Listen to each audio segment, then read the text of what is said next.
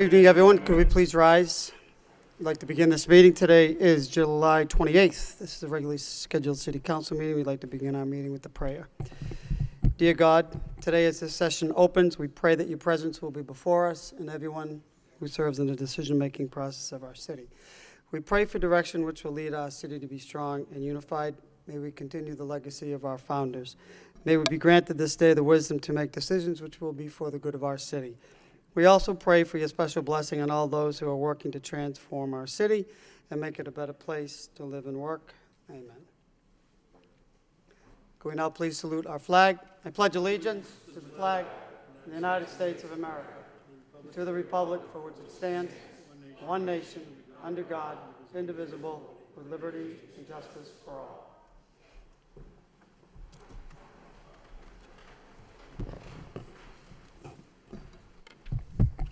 Would the clerk please call the roll? Counsel Leahy. Here. Counsel Martin. Here. Counsel Mercia. Here. Counsel Milanazzo. Here. Counsel Rourke. Here. Counsel Samaras. Here. Counsel Belanger. Here. Mayor Elliott. Here. Counsel Kennedy. Here. 9 present. I'm present. Before we begin our regularly scheduled agenda, the chair would like to recognize Councilor Milanazzo. Thank you, Mayor Elliott. I would like to offer a moment of silence in darkened chambers for Brendan T. Durkin Sr., who passed away this past Friday at the age of 89. He was a loving father, husband, grandfather, and great-grandfather, and he had many, many friends. He was the beloved husband of Claire Nealon Durkin, who survives him. He's also survived by his children, Brendan Jr., also known as Mike, who's a retired Lowell police officer, Kathy Woods, Joanne Spencer, Danny Durkin, Dottie Durkin, Kevin Durkin, and he was also the father of Patty Durkin, who passed away in 2011. Mr. Durkin was a graduate of Keith Academy, class of 1944, and he immediately enlisted in the United States Army, and he has a remarkable career in the service. He was on board the Queen Mary as it sailed from New York Harbor en route to Europe, where he actually fought in the Battle of the Bulge under the General George Patton. He actually, and again, he was very unassuming, but he actually received a Purple Heart. He was wounded in Europe, and then a few months later, when he was back in combat, he was actually wounded again and received another Purple Heart with an oak leaf cluster. Despite the fact that he returned as a decorated World War II veteran, he remained humble and very unassuming. He worked for many years for the Sullivan Brothers Printing Company. I can tell you that he will be missed by his entire family and friends. And I just want to, again, offer a moment of silence in darkened chambers for Brendan T. Durkin, Sr. Thank you. Thank you, Councilor Milanazzo. Anyone else? If we could all please rise, and could we please darken the chambers for a moment of silence?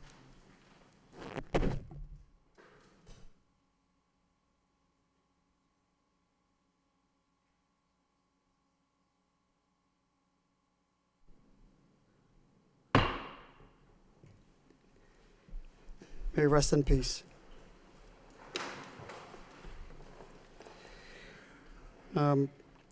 We'll dispose of mayor's business and city clerk, and then I know there are a number of items we'd like to take out of order to facilitate people not have to stay for the entire meeting. But the first item on the mayor's business, we have a communication, and it's an appointment of Dominique Rivera. This is the mayor's designee to the Immigration and Assistance Commission. Dominique is here. If you could please come up. This is my letter to members of the City Council. It's a pleasure that I appoint you to membership on the Immigration Assistance Commission as my designee. Last time you were here, you expressed interest, and I certainly took you up on participating in the city, and I thank you for volunteering to serve on the Immigration Assistance Commission. We awarded you a citation for your service at the Greater Lowell Y just recently, and after that time, we had a discussion. I said, please, if you'd like to get involved in the city, please let me know. She said she did. She's here tonight. Thank you. We appreciate your assistance. Your resume is extensive. We look forward for you to be serving on the Immigration Commission. So Thank you. Thank you very much. Thank you.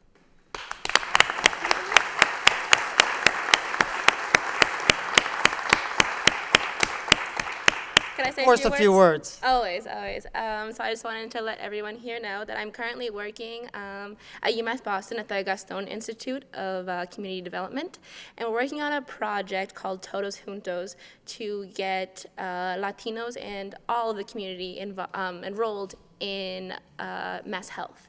There are still thousands of people in the Bay State that don't have mass health, and as we know, there's a tax, what's the word I'm looking for? What is it? Surcharge? Penalty, thank you. A tax penalty if you're not enrolled. And you can only enroll during the enrollment period, so if you're outside of the period, you need to have someone like me that's certified to enroll you.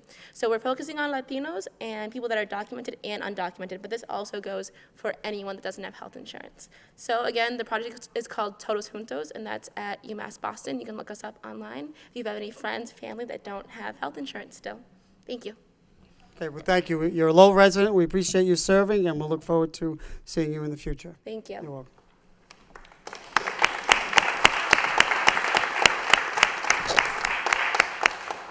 Next item on the agenda, we have the minutes of the City Council meeting of July 14th for acceptance. Motion to approve by Council Belanger, seconded by Councilor Kennedy. All those in favor signify by saying aye. Any opposed? Minutes are accepted and placed on file. Chair would like to recognize Mr. Clark, there was an item with 9.3. Chair would like to, motion by Councilor Samara, second by Councilor O'Rourke, to suspend the rules to take 9.3 out of order. All those in favor signify by saying aye, and the opposed, motion carries. This is a miscellaneous petition. We have individuals here tonight representing individuals. So if I may, 9.3.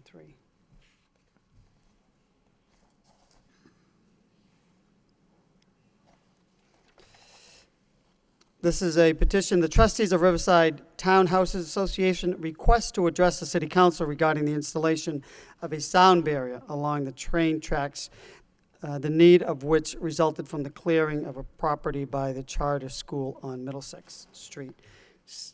So with that, we have individuals that are registered to speak, and they need some assistance. So with that, yes, is it Mr. Clark?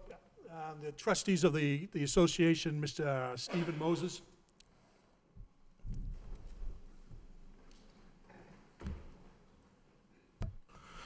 Mr. Mayor, members of the council, my name is Stephen Moses. I reside at 1961 Middlesex Street. First, I wish to thank Mr. Gurry for seeing that the equipment was provided to facilitate my ability to hear at the council meetings this evening. I come before you tonight to talk briefly about an innovative project that is building an innovative school abutting the property where I reside. Over the course of several years, the Collegiate Charter School has worked with developers on putting together the requisite plan that will result in a school that may be an urban model, that may be in the future in professional urban planning journals. It is a school that has taken an underutilized property, a former mill site, and developed a bold plan for a school building using a landlocked piece of property which utilizes existing driveways which happen to serve existing apartment complexes. That said, myself and my fellow owners have watched development as it has proceeded. Our largest concern has been in regard to traffic. It probably does not need restatement, but the overriding issue has been an additional traffic burden that is placed on the area where the Rourke Bridge, the Middlesex Street, and Wood Street corridor come together. The developer's traffic plans were adopted, and we will await what happens after the school commences operations. I'm here tonight because they are concerned as to what has happened and what has not happened. During this past month, we witnessed something that surprised us.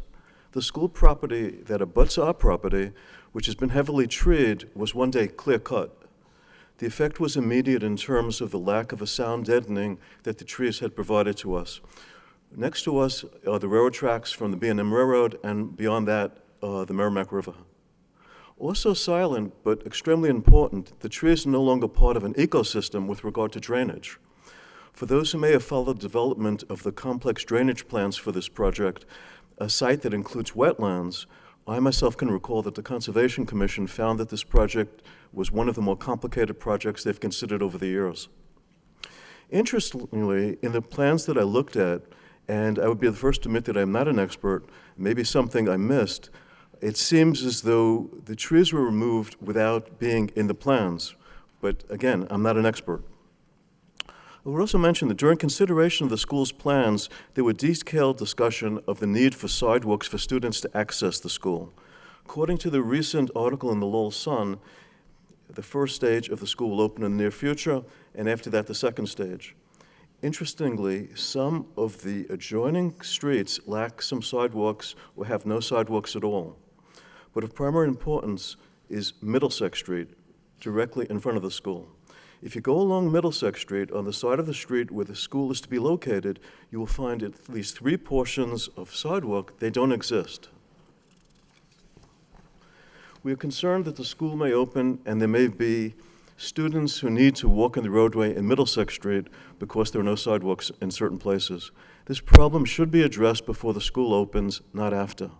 In the interest of time, those are the 2 principal concerns I wanted to share with the council, and I thank you for your time and for your concern.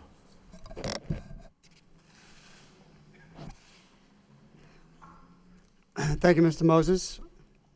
Are there other speakers, Mr. Clerk? Yes, there is. Christian Troy? Hello, thanks for hearing us. My name is Christian Troy Betancourt. I'm also a trustee at Riverside Townhouses. I'm actually the one who emailed you to let you know this is going on.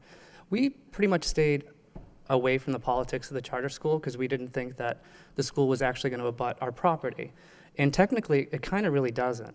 But when this started a couple of weeks ago, we were surprised to see that all of a sudden all the trees were gone, leaving our property completely exposed to the train tracks. And like Mr. Moses said, the wetlands that are there. Like whenever it rains, it floods back there. And now that the trees are gone, the water's going to pool and has been pooling even more into our property. I mean, I brought pictures if people don't know where we are. I don't know if you want to see it or not.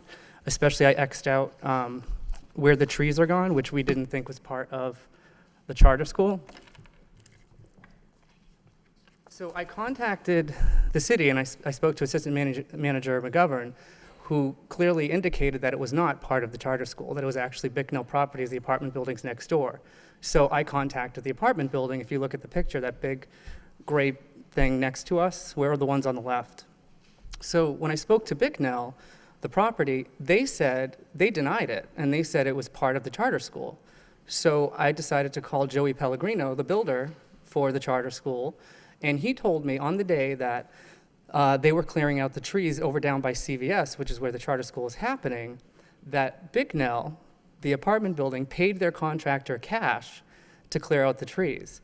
So the trees are gone. I mean, you can come and see, but it's unclear who's taking responsibility. So is it the charter school or is it Bicknell, the apartment? All we know is the trees are gone. Something else that happened last week, because I was home during the day a few days, our power keeps surging and cutting out. So I'm sitting there watching my lights flicker and then felt, my microwave go off and start blinking. So I called the city and Assistant Manager McGovern had somebody from National Grid come out. They checked our utilities. There's nothing wrong with our power. I spoke with Joey Pellegrino again from the charter school, and he said they have no power. They've been using generators, and they're waiting for National Grid to come out and supply power to their building project for the charter school. So this may, in fact, be part of Bicknell. We're not clear. All I know is that when I contact them, they deny it. I did ask one of the residents next door in the apartment building if they had been notifying, and sure enough, they have. I asked them to take a picture of this notice because this was posted all over the properties next door. And if you read it, I'll keep one and read it for you. The notice that they post in all their apartment buildings next to us basically says, effective immediately, all traffic will enter on the exit side of 1949 Middlesex Street until given further notice. You may also see a flickering in your electricity. Please accept our apologies and also remember this is something Bicknell Associates has no control over. So clearly, they're not taking responsibility for whatever's happening, and Joey Pellegrino is denying it and basically says that the only thing that's going on is the easement. They have an easement where they're taking part, I think it's like 20 feet of the drive or something like that. And if you look at that picture for the building, there's a garage back there. That little tiny garage, apparently that's part of the easement where that little garage is going to come down, and Pellegrino for the charter school has agreed to build like 4 parking spaces or 4 lots for the apartment building.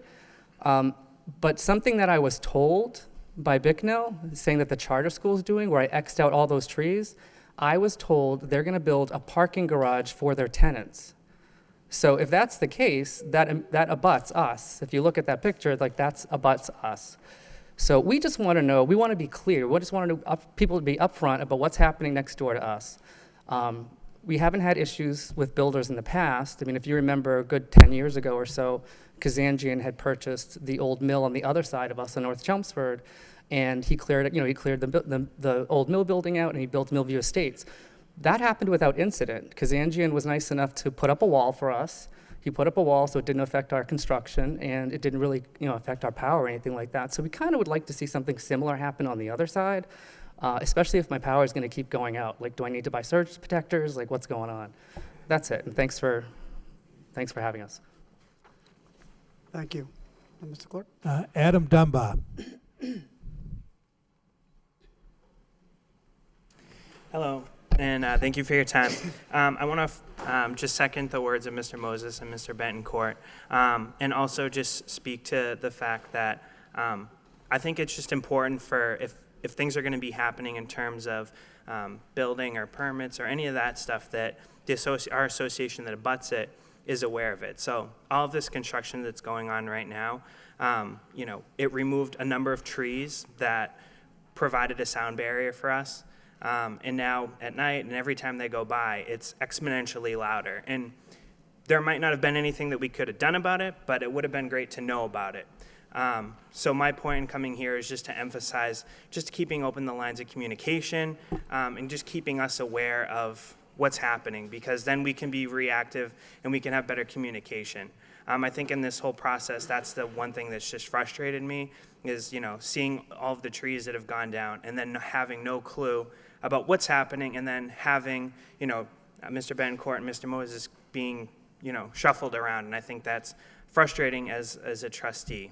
So those are my concerns that I wanted to voice, and I just wanted you to all be aware of it. So thank you. Thank you, Mr. Dunbar. That's it. Anyone else? That concludes the speakers. Members of the council. Councilor Marcia. Thank you, Mr. Mayor. Having heard from the abutters from the Riverside Townhouse Association, it's a shame that they had to come down here, but I understand their frustration. I want to clear the record and say that I did do some looking into this beforehand. I know that Christian Troy Betancourt did call me. We did not speak. I missed his call. But I did some checking, and the Collegiate Charter School does not own that property, as far as I'm understanding, and the people that are running the Collegiate Charter School want to be nothing but good neighbors. And having heard all this, I'm sure they're going to talk to the people that they will be renting from to try to make sure that needs are met. I know that if I was kept out of the loop, I would be a little frustrated as well, to say the least. So I think it would be incumbent upon us as a body to try to arrange for a meeting to take place between the residents that live at the townhouse and the developer, not so much a developer, but the owner who is instructing the developer of what to do, and so that everybody can be kept on the same page. I think it's only fair for us to do that.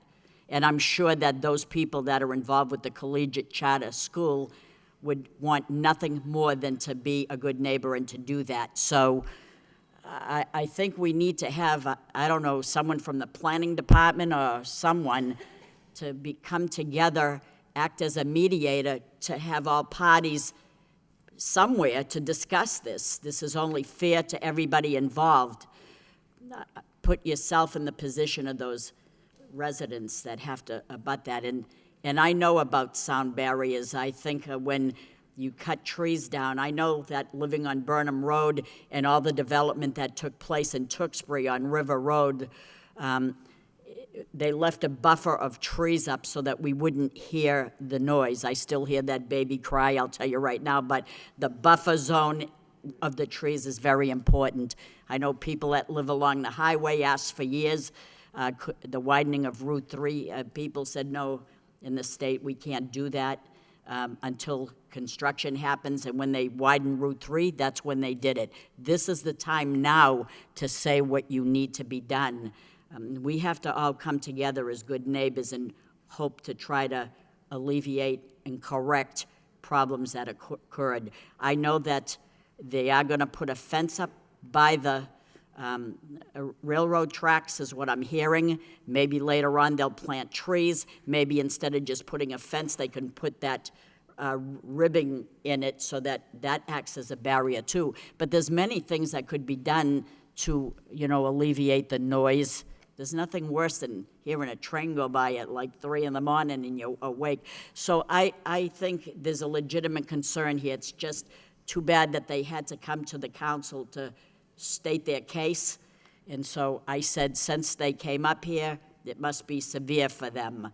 And we should alleviate that and try to be the mediator between the developer, the owner, and it's not the collegiate charter school. It is not them. They don't own this. They're out of the loop. But I know they want to be good neighbors, so we should do everything we can to have all parties come to the table. That's my suggestion here. Maybe the planning department, but we'll refer that to you, Mr. Manager. That's why you get paid the big bucks, to be the mediator here. Okay? That's what I'm saying, yes. You good with that, Mr. Manager? Yeah. So, Councilor Mercer, in the form of a motion to refer this petition to the city manager? The city manager, so that he can compile a plan to get all parties at the table, because you are an attorney as well. You know how to do that. That's what I want. She's making her case. Motion by Councilor Mercer, second by Councilor Milonazo. On the motion, Councilor Leahy? Or you're just seconding it? Okay. Further discussion on this motion on this item? Seeing none, all those in favor signify by saying aye. Any opposed? That motion carries. So, Mr. Moses and other individuals that spoke, the manager will be in touch with you and other parties. Okay? Thank you. So, Chair would like to recognize Councilor Mercier. No, does the manager have the phone numbers of all the people that spoke? Yes. You do? Yes, we do. Okay, thank you. That's all. Okay. Oh, Moving on to another item. Since we're under the suspension, and I don't know if the people are here from your motion about regionalization. I see them here. So motion to here, suspend the rules to those take two another item people out of here? order under the agenda. If we could take your motion out of order, which is 10.18. 10.18. That's your motion, Okay. Mr. Mayor. Motion to suspend the rules by Council Mercier, second by Council Martin. All those in favor signify by saying aye, and the opposed, motion carries.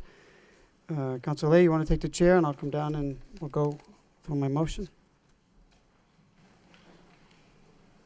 Leave something here for him.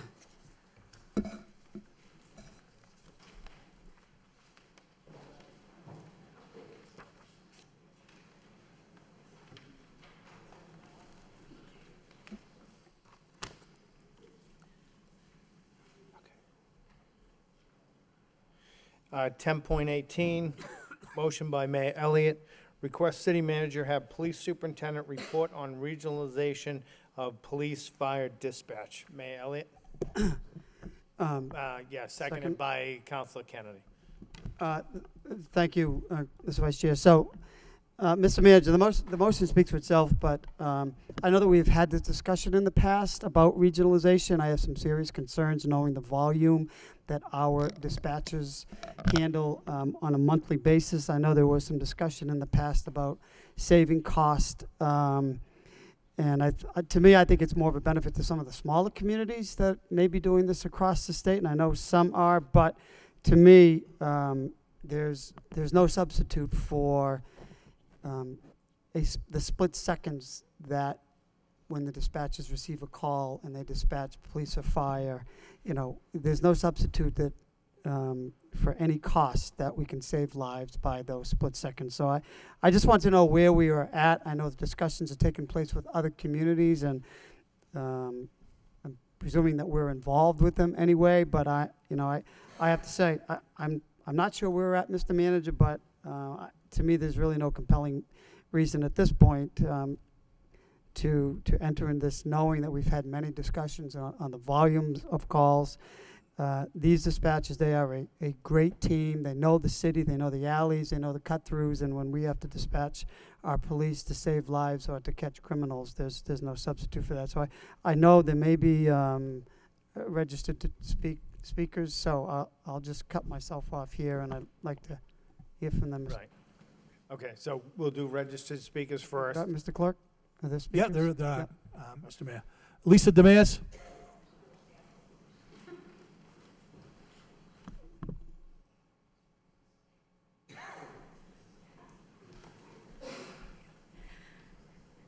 Good evening. Thank you for allowing me the opportunity to come and speak to you this evening regarding this. My name is Lisa Demers. I work for the town of Chelmsford as a public safety dispatcher. I live here in Lowell, have lived in Lowell my entire life.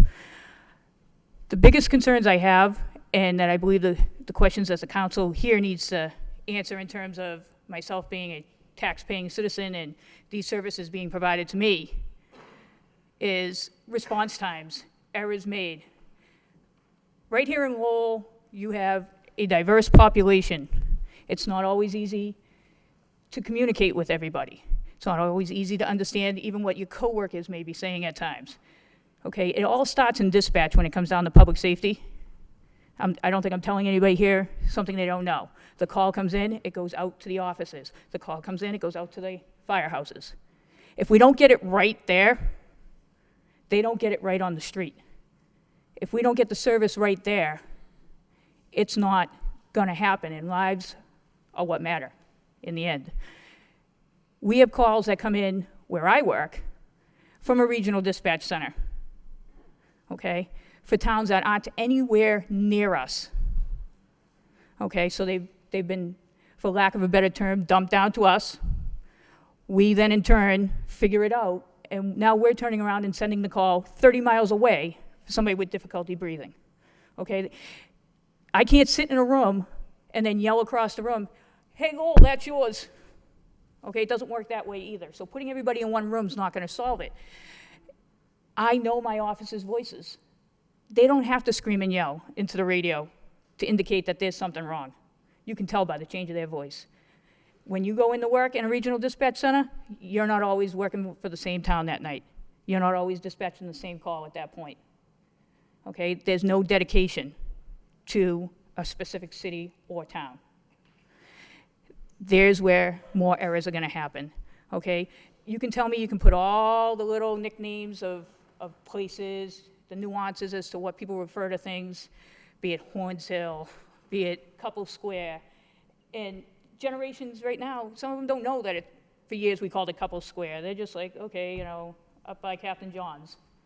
And that's if it's called Captain John's. And you can put all those nicknames in, but eventually somebody doesn't fill those nicknames in, or the business changed, or the area changed, and things like that. And that's where the dedication of people in the city, in the building, working with your people for one location is going to make the difference.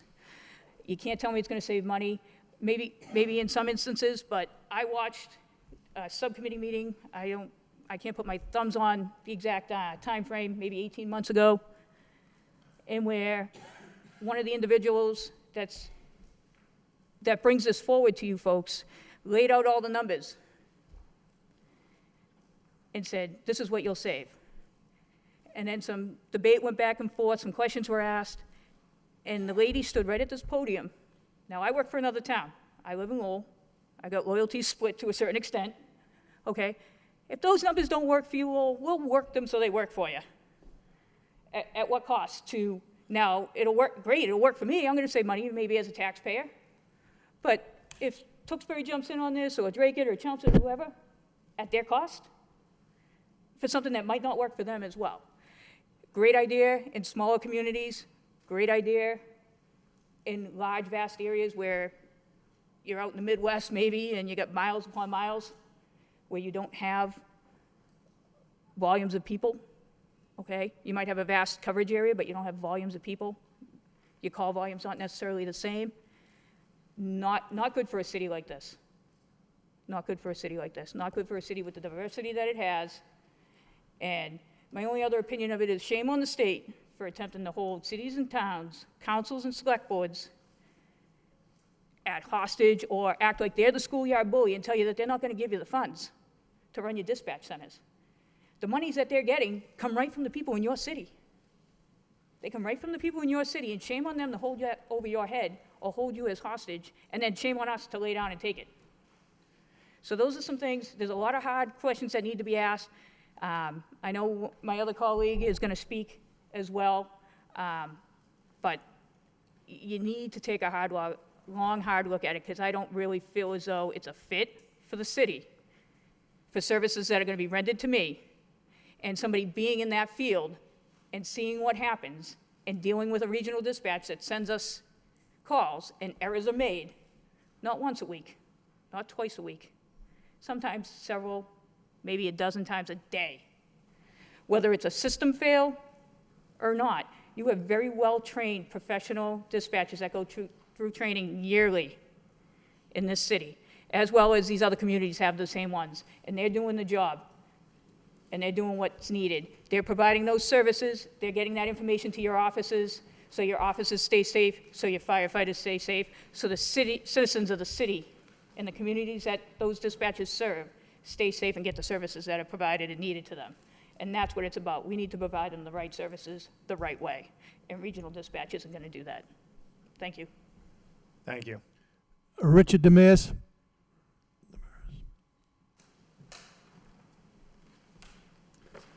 Good evening, my name is Richard Demers, 44 Lamb Street. Good evening, Manager Murphy, Mayor Elliott, City Councilors. I'm here to speak about the recent article and the concerns about regional dispatch. I believe it was about 2 years ago I stood here in the chambers in front of the Public Safety Committee and we spoke on this issue. When I spoke that evening on this issue, there were 9 communities that were signed up to be part of the Regional Dispatch Center. 5 of them have opted out for a number of reasons. Talking to those communities, the feeling is mostly they don't believe the cost savings. That's the bottom line. They don't believe the cost savings. And they feel that they would be losing control of an important part of their public safety within their community, which is the dispatch center. Also, the committee that's formed today for regional dispatch is the second committee that's been formed. The first committee was unable to commit that there would be cost savings. So I question, if one committee was unable to commit to cost savings, how does the second one commit to cost savings? Good question, right? According to NEBCOG, the estimate savings is $348,000. I find it hard to believe with those figures. All everyone says, and everybody asks, is what are we going to save? No one's asking the important questions, like how many jobs are going to be lost? What will the effects be to public safety and to the citizens of the city? That's the important part. The rumor is they're going to offer positions to the current staff members. Offer the positions. Doesn't guarantee us a job. They're offering us the positions. Just that they will be offered in the Greater Lowell area, we have just that they will be offered in the Greater Lowell area, and we have dispatchers that have dedicated years of service to the cities and towns that they work for. They've been committed to the job, not because it's a glorious job or a glamorous job, because they want to help people. While everyone else is enjoying holiday meals with their families, and these unsung heroes are with their second family, making sure everyone who needs assistance will receive it. They know that goes with the job. They knew it the first day on the job. This city should consider themselves lucky. They have tenure in their dispatch center, which unfortunately we don't see in today's society. I can remember my parents, my aunts, my uncles working for companies for 30+ years, companies like General Electric, RCA, Raytheon, the City of Lowell, Prince Macaroni. You don't have that today. Corporations today, cities today, they don't want long-term employees. Why? I can't figure it out. Long-term employees give back to their communities and businesses tenfold. They get involved in their community. Employees that have been on the job for a long time know the ins and outs. In the case of the safety of our public safety personnel, they know the officers, they know the firefighters, they know the officers in charge. They know what they want and when they need it. They can distinguish in an officer's voice without them yelling the need for help. Same goes with firefighters or deputies on the fire ground.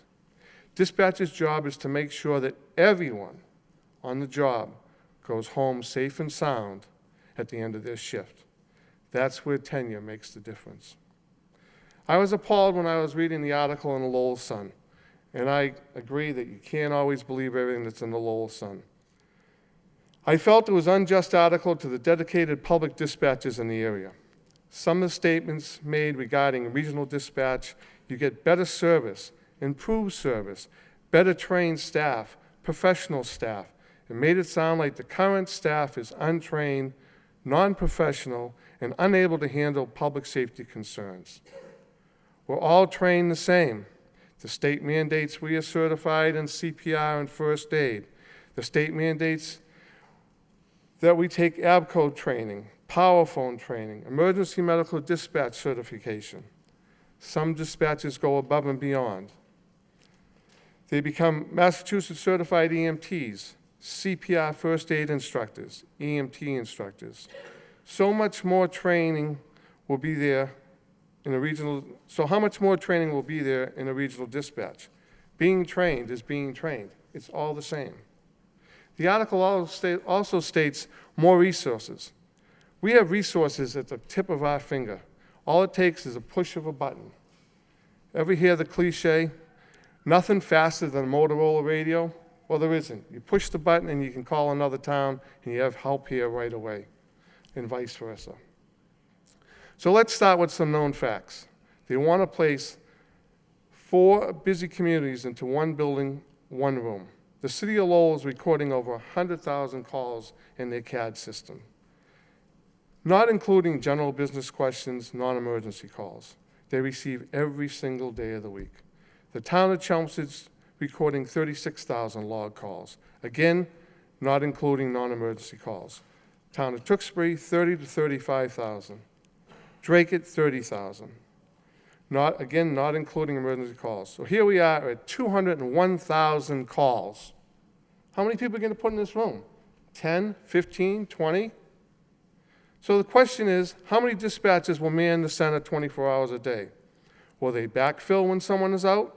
Will they continue to backfill in the future?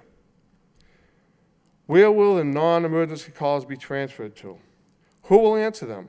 What will it cost the cities and towns to backfill these positions? Someone has to answer the phone. You can't just let it ring. Someone has to answer it.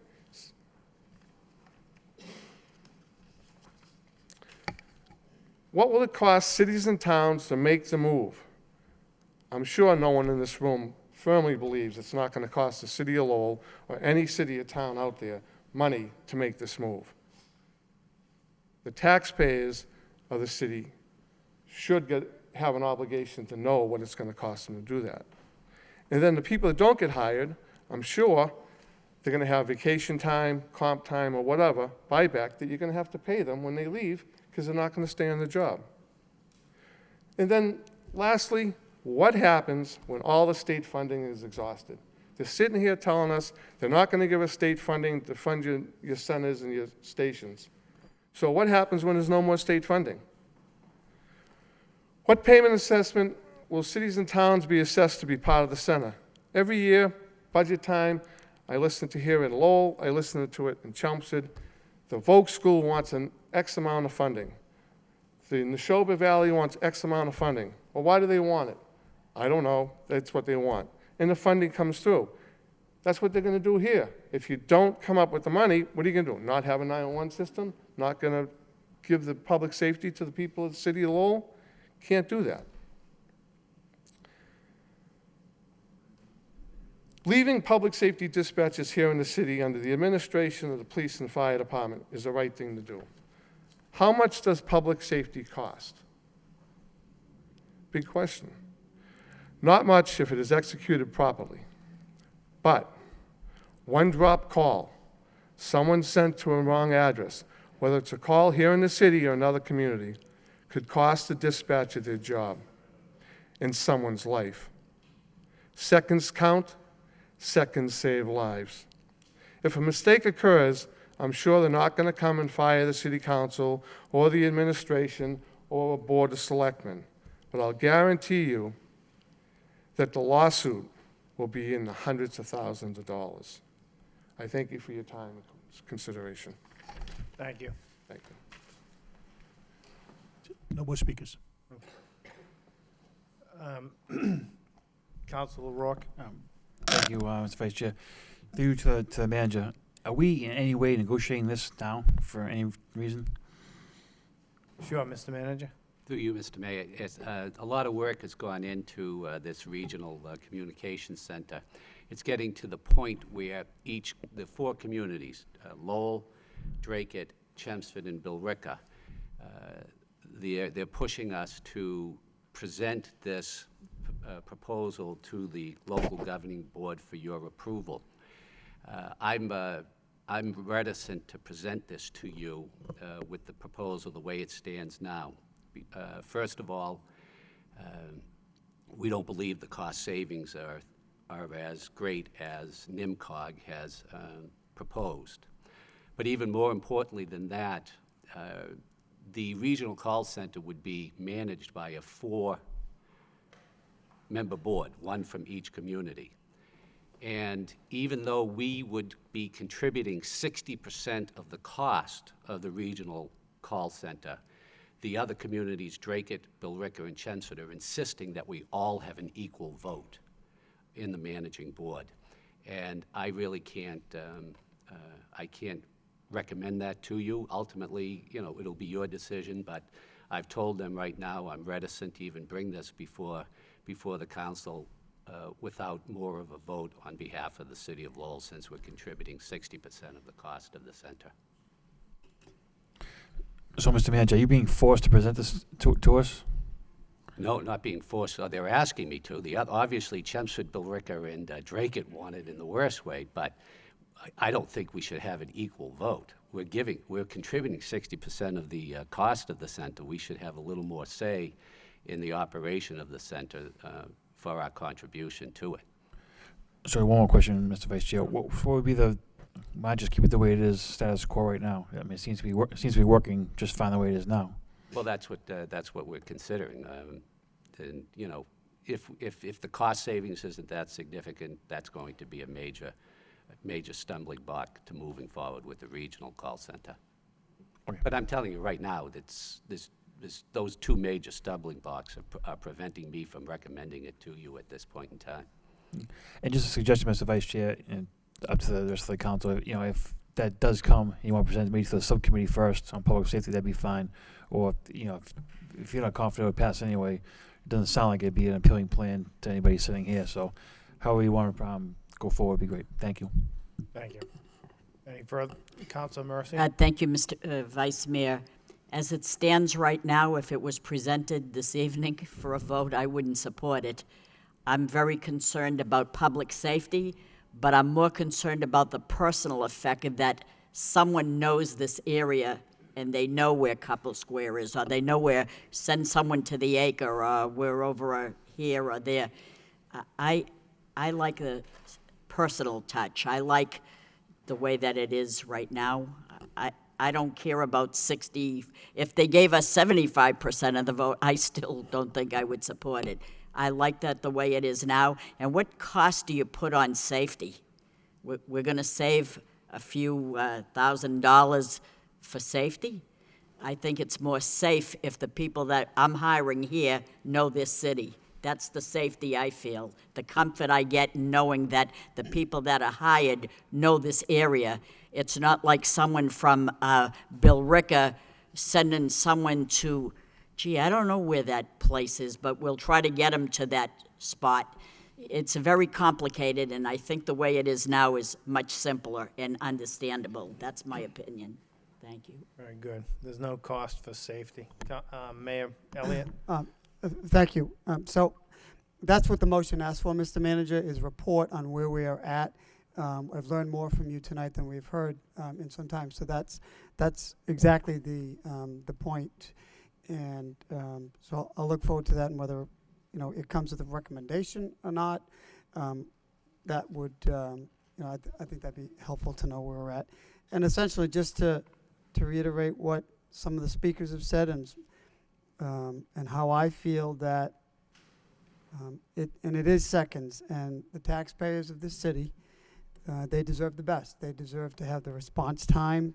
Whoever needs assistance, they should get it, and they should be entitled to it without errors, instantaneously. We do have a top-notch, trained, certified, professional staff. That's what we have now.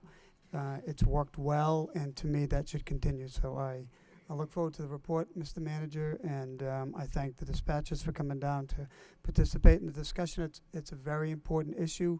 Public safety is priority number one in the city, and I think, as Mr. Mers mentioned, it starts, public safety starts in the dispatch center, and it goes from there on. So I think it's important. So thank you, Mr. Vice Chair. Councilor Kennedy. Thank you, Mr. Chairman. I've been a proponent of regionalization for a long, long time, and I think that the reason that regionalization is good or is attractive is because it is a way to provide government services in an efficient way and hopefully in a way that's more cost-effective than everybody doing it themselves. However, I do think that you know, in this instance, you do, and I think Councilor Mercia was making this point, is that you have to weigh those cost savings, if there are any and if they're true, against any diminished public safety that would take place because of that. To have somebody in that room that didn't know where a certain street was or something else like that wouldn't be, could be have tragic consequences. So I think that, I think two things. I think one thing is that we need to provide the towns and NEMCOG with an answer. If we're not going to participate, then we should come up, the police superintendent should come up with a report, and we should do that. But let me also suggest this, Mr. Manager, that you may want to bring this forward in your discussions with those communities. If the towns of Chelmsford, Drake, and Billerica are looking to save money, and I think every community is looking to save money, then rather than to do it on a regional basis and have a 25% vote, this city might be able to provide those services to those communities for a fee, which would then allow us to keep our 911 system in place just as it is now with no diminished services and nothing to be concerned about. But we may, if those towns were interested in doing that, we might be able to provide that service to them for a fee, and that way we would be able to lower our costs and lower their costs at the same time. But rather than to give up, rather than to have it be that everybody gets 25% vote, Lowell would just run it for them, and I think that we probably would have the capacity to do that. That's all. Thank you. Thank you. Councilor Belanger. Thank you, Mr. Vice Chair. Well, I agree with my colleagues that, you know, sometimes being on this council, we may only look at things from a financial perspective. And hearing from the dispatchers, we know from them, and they're in the trenches day in and day out, that there's far more involved than that. This is not about money. This is about the level of service that we provide for our residents. Now, as the council representative on NEMCOG, this has been discussed. I believe they're proposing 3 sites at this present time, 2 of which are in Tewksbury, one of which is the State Hospital, and the other one is on the Lowell-Chelmsford line, a piece of property owned by the university currently. But that's neither here nor there at this time. What we're talking about here is the safety of the residents of our city. And, you know, there's much more to be discussed. The manager had made great points that, you know, Lowell is the largest contributor to this and would be the largest contributor with only a shared vote. We need I stand by the manager in the sense that this should be a weighted vote with Lowell getting a heavier percentage of the table, if you will.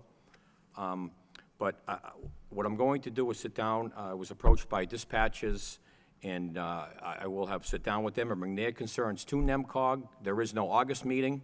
It will have to wait till September, unfortunately. but I'm going to listen to them. They know better than I. And, they do present significant cost savings, but the manager has spoken to the contrary.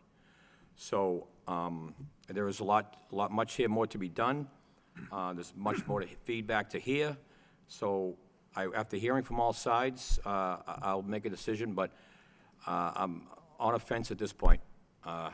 But I'll wait to hear from the dispatchers, those who do it day in and day out. Thank you very much, Mr. Vice Mayor. Thank you.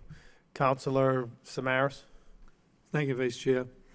Now, Mr. Manager, when you look at something like this, we have to give you the ability to negotiate for our city to develop programs or whatever we need at the best costs.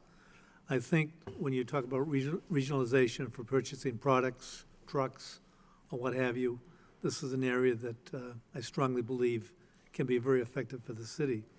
But I'm concerned right now because all 9 city councils that are sitting here tonight made a promise to the people of Lowell that we try to make this one of the safest cities in the country, let alone the Commonwealth. And I think with the work of Chief Taylor and his people, we've come a long way.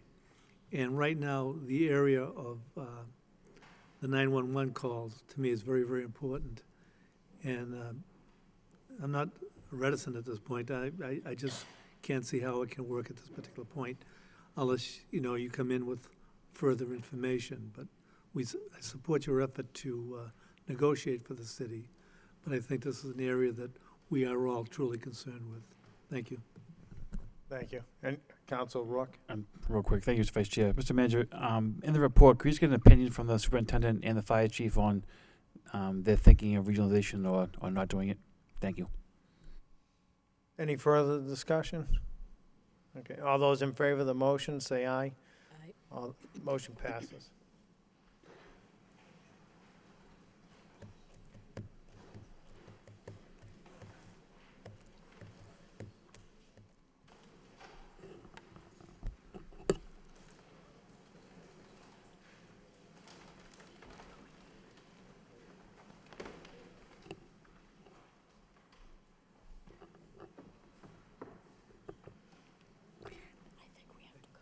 So we're past 7 o'clock. We had a public hearing advertised, and we'll get back to the regularly scheduled agenda.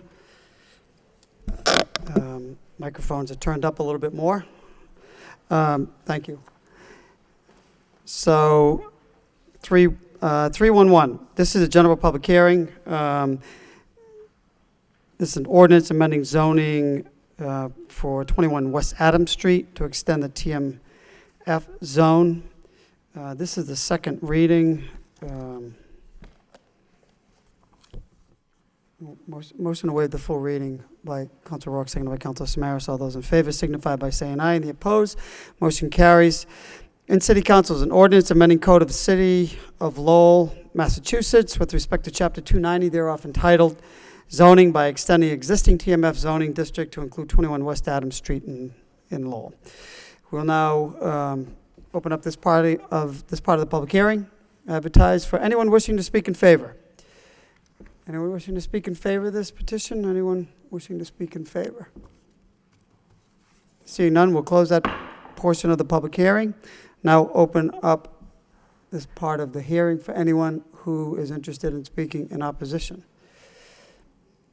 Is there anyone opposed? Seeing none, we'll close that portion of the public hearing for anyone wishing to speak in opposition. Entertain a motion to continue this for till August 17th by Mr. Clerk. What's the purpose of continuing it? The matter hasn't been before the planning board, Mr. Mayor, and the planning board is going to hear that matter.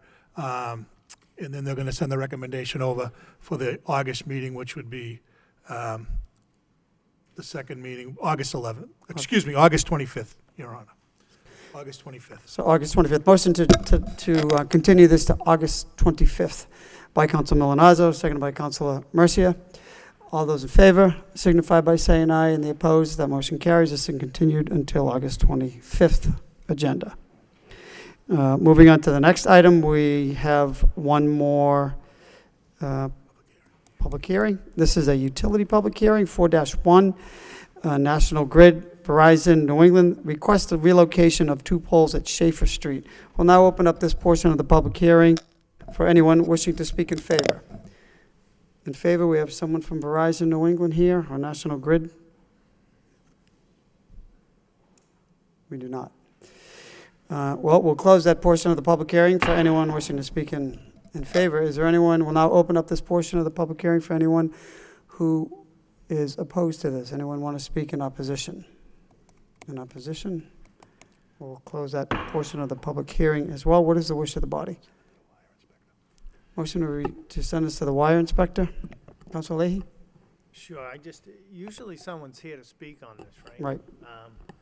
And I don't know, I mean, it seems like we've had them in over the year about double poles and everything, and I think they stopped coming because you asked so many questions about double. It seems like things haven't been happening, so maybe we should just delay this until someone shows up to come and talk to us. They haven't done any work really that I can notice on double poles, so. Okay. So motion to recess this by Council Leahy, seconded by Council Mercia. All those in favor signify by saying aye. Any opposed? Motion carries. This is recessed until we have some representative from Verizon come and speak on behalf of this matter. Okay. Moving on to Mr. Mayor, Council Mercia. I waited for the public hearing because they're supposed to be done by 7 o'clock. Right. If I could suspend the rules and allow, under the manager's portion of the agenda, 5.3, the communication to appoint the Veterans Commission to come before us, because all the members are here that got appointed, and I don't want to, belabor the issue further. I agree. That's a great idea. We'll continue to do that for folks in the audience. So this is a motion to suspend by Council Mercia, seconded by Council O'Rourke, to suspend the rules and take in an item 5.3 off the agenda out of order. All those in favor signify by saying aye. Mr. Any Mayor. opposed? Motion carries. Council. If there's no objection, could we do 5.2 as well? That's an appointment as well. Makes sense. We'll do 5. We'll do Sure. 5.2. Yep, that's a quick one. Motion to take 5.2 and 5.3, Mr. Clerk, out of order. All those in favor signify by saying aye. Any opposed?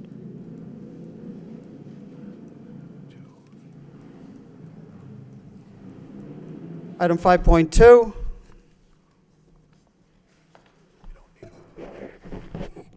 This is another communication to appoint James P.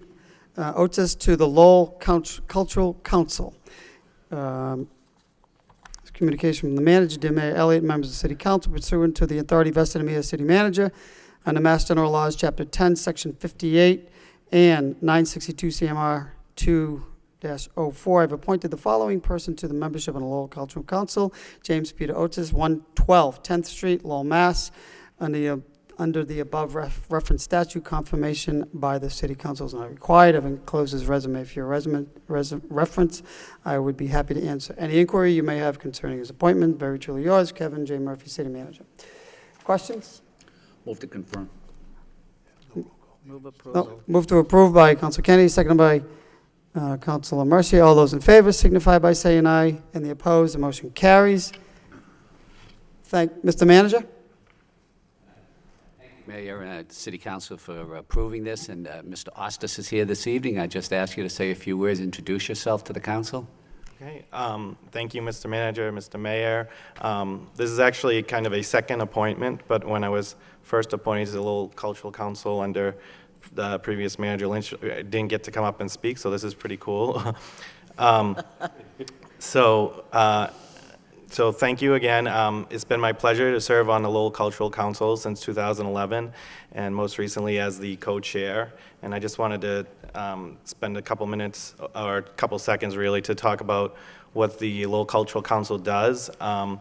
As you know, the Mass Cultural Council provides the local councils funding to support local artists, and last year we gave out $55,000 to 32 winning applicants, which was difficult as there's over 80 applications every year. And so I just want to say it's fitting to be here after the Folk Festival because in my research and work I've done throughout the Commonwealth, I know that what we have in Lowell is very unique, and we have a great cultural community, and I want to just thank everyone at the council here and in the city at large for your support of arts and culture in the community, and we look forward to serving on the council for the next couple of years. Thank you.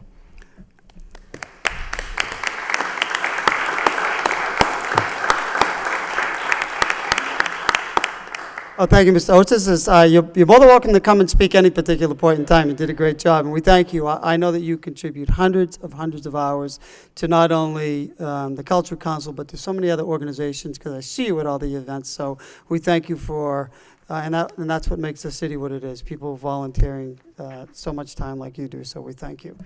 While we're under suspension, we'll move on to the next item. This is 5.3. There's a communication from the city manager appointing Erica Haddad, Kyle Van, William Flanagan, Geraldine Lantigua, Robert Hornbaker, Roland Cartier Jr., and John McDonald to the Veterans Commission. Dear Mr. Mayor, members of the City Council, pursuant to the authority specified in the Code of the City of Lowell, Chapter 9, Article 10, it is with pleasure that I am appointing the following to the Veterans Commission for terms shown below. Erica Haddad, 29 Lowell Street, Lowell, Mass. Kyle Van, 76 West Forest Street, Lowell, Mass. William T. Flanagan, 77 Barnum Street, Lowell, Mass. Geraldine Lantigua, 163 Fort Hill Ave. Robert Hornbaker, 163 Mount Washington Street, Lowell, Mass. Roland Cartier Jr., 43 Lakeview Ave, Lowell, Mass. John McDonald, 8 Wilder Avenue, Lowell, Mass. I, as city manager, pursuant to the authority granted to me by Chapter 9, Article 10, do hereby designate William Flanagan as the chairperson of the Veterans Commission of the City of Lowell to serve as long as his designation shall remain unchanged or until expiration of his present term as member of the Veterans Commission, whichever is sooner. Confirmation by the City Council is required for these appointments, and hereby requested. I've attached their resumes for your review. I'd be happy to answer any inquiries that you may have concerning these appointments. Very truly yours, Kevin J. Murphy, City Manager. Thank you, Mr. Manager, for bringing this forward. I know it's been a long process. I'd like to recognize you as well as those members. After the City Manager, they're all here tonight, and we thank you for your, first of all, we thank you for your service to our country. And secondly, we thank you for volunteering to serve on the first Veterans Commission in the Commonwealth. So with that, Mr. Manager. Yes, could I just ask the proposed members of the Veterans Commission to just go up to the podium? I'm really excited about these appointments, Mr. Mayor and members of the City Council. We advertised widely for these positions. We received a number of applications.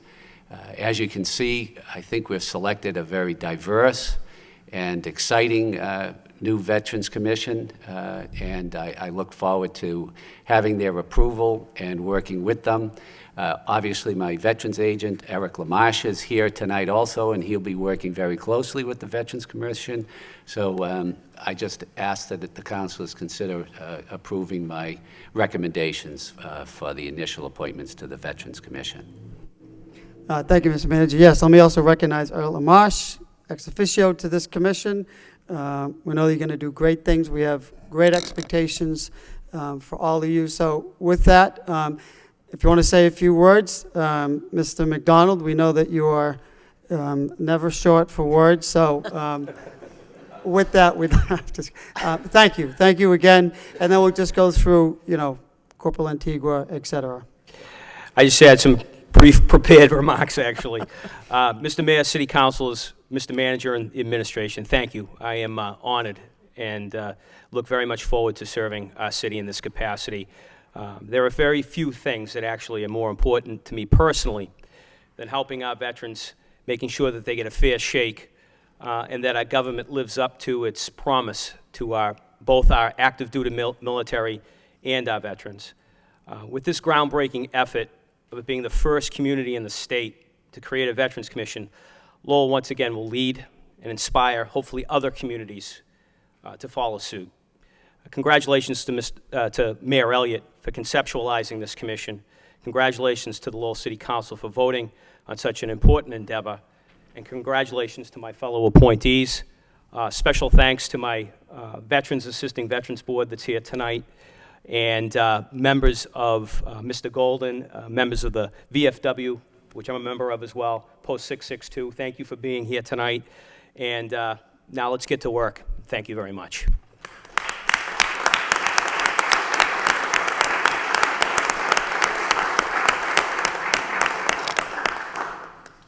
Thank you, John. No one is more passionate about veterans issues, city, nationwide than you, and we thank every one of your board members for everything that you have done and will continue to do, including coming down here tonight. So we look forward to working with you. Corporal? You can just say your name. There's no long speech if you don't want to, but we thank. I'm just very thankful for the opportunity. I didn't really expect this, and I can't wait to see what's coming, I guess. Thank you so much.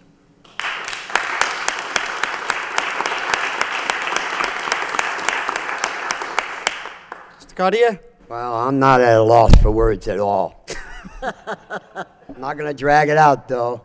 He's a hard act to follow, John. I was part of the homeless community, and I have one aim, one mission, and I serve our veterans. I have my finger on the pulse. I do outreach to the community as well. I work with the city councilors. I want to thank you, all of you, city manager, Mr. Mayor, for allowing me 3 things that happened to me when I got the call. I never thought that I'd have shock, awe, honor, and be humbled at the same time when I got the call from the city manager's office. So I'll thank you very much, and I know I'll do the job that you appointed me to do. Thank you.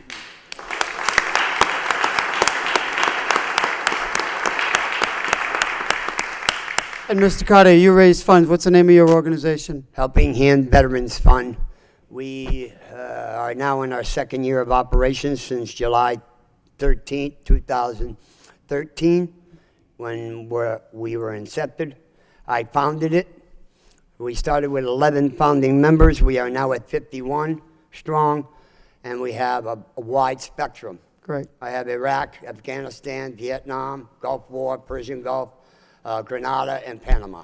Excellent. So I hope that I'll bring something to the plate. I think you will. Thank you. Thank you so much.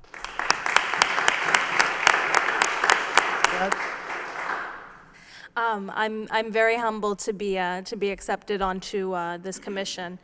I work at UMass Lowell, and I work with the veterans there, and it's just amazing to see all the diversity that we have, and I'm really excited to see what we're going to be able to do for veterans in Lowell.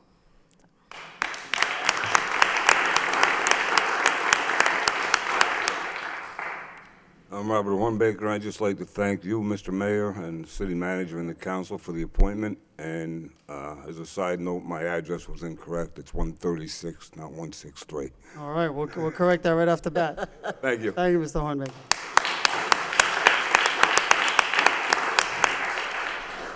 I've had the pleasure and honor of working with a few of these veterans over the years, with veterans organizations. Roland Cartier with the city Veteran Services, what I do now. He's a huge help in what I do. Robert Hornbaker, VFW, Veterans Assisting Veterans, John McDonald, and I look forward to getting to know the rest of you. I know we will do good things. I'm very anxious to get this going. Thank you. Excellent.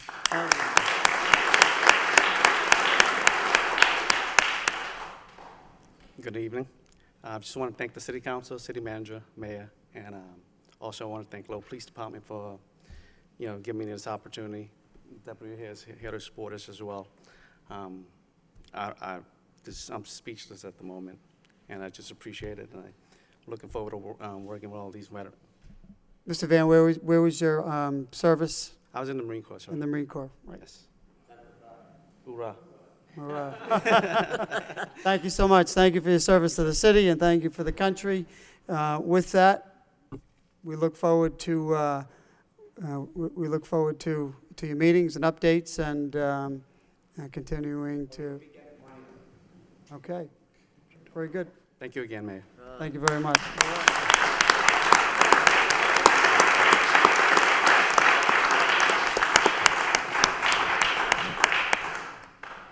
Entertain a motion to approve by Councilor Mercia, seconded by Councilor Milonazo. Roll call.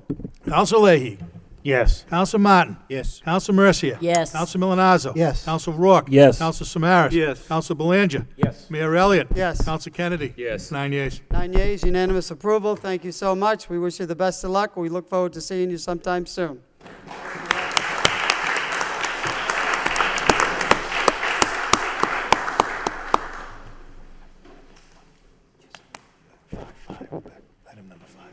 Okay, while we're on suspension, Mr. Manager, we have folks from the state here, so we would like to take item 5. That's back on the agenda. Pardon me? That's back on the agenda. It's the next one on the agenda. We're back on it. Oh, so we're back on the agenda. 5-1. 5.1, motion responses. We'll begin with motion response A, streamlined process of field permitting. Questions on A, Councilor Milonazo? Thank you, Mr. Mayor. Through you to the city manager. I appreciate the report that we received from Commissioner Bellegarde regarding this issue. My question is just one of timing. They're now looking at some software to possibly put in place, and I guess I'm just looking, they're calling it the possible upgrade, just looking to see if there's a decision as to if it's going to be done, and if so, when. Mr. Bellegarde, Mr. Fedicani? Peter, you here? Yeah, Peter, what he's asking, what's the timeline for the software to be in place? For the permitting. For the, We actually have a meeting with MIS in about a week and a half. We're trying to finalize the date and time. They're ready to get it up and running as ASAP. They said we could have it up in place to start using for program registrations as early as fall, for our fall-winter programming, and then whenever we're ready with the system. There's a couple of changes we have to make to the software itself. For instance, right now, as soon as we approve a permit, the software would open the permit up for someone to download before they pay for it. Obviously, that's not something we want to have happen. So there's a couple of small glitches like that in the system that they just have to cater to what we are looking for. But they said it's the timelines, it can be up and running, they said by fall, going into the winter programming. So we're looking at sometime in September, October. Great. Great. Thank you. Thank you, Mr. Manager. Further questions on motion response A? Thank you, Mr. Fedicani. Thank you, Mr. Manager. Moving on to motion response B, we have cleanup of 603 Chelmsford Street. Councilor Rourke? Thank you, Mr. Mayor. To you, Mr. Manager. Mr. Manager, the people around that area had actually called me and wanted me to thank you on their behalf for the quick work that the city has done. Which leads me to another question. Are there other properties in the city that would fall under this category? I know Councilor Belanger has a motion on tonight that addresses one of those. Is there maybe a report we could get in the future that this does apply to in other parts of the city? absolutely. I'll contact Developmental Services, see if we can develop a list and take action and report to you. Once again, Mr. Manager, thank you for the quick work, and I said that the neighbors there were thrilled with it, so thank you. Other questions, comments? Yeah, I agree. Went by there today, Mr. Manager, and the place changes the face of the neighborhood by having all that brush cut back. So, moving on to any other questions on motion response B. Seeing none, we'll move on to motion response C. We have a parking meter audit. Comments, questions? Seeing none, we'll move on to motion response D. Education budget for Green Building Commission. Councilor Samaras? Thank you. I want to thank the city manager for providing funds to the Green Commission to allow them to do their work. This will help educate some of our children and the citizens of Lowell about the importance of going green. So I want to thank the city manager for finding these funds. Thank you, Council. Moving on to any other questions on motion response D? Seeing none, we'll move on to motion response E. Presentation from Mass DOT officials regarding realignment and reconstruction of VFW Bridge Street. Mr. Manager? Thank you, Mayor, and through you to the City Council. The Massachusetts Department of Transportation, very shortly, we will be beginning construction work on the realignment and reconstruction of the VFW Highway and Bridge Street. And what we've done is we've asked a representative from the Department of Transportation to come here this evening to give you a brief overview and the audience at home as to exactly what's going to be taking place and an estimated start time for the construction. So I would just defer to you.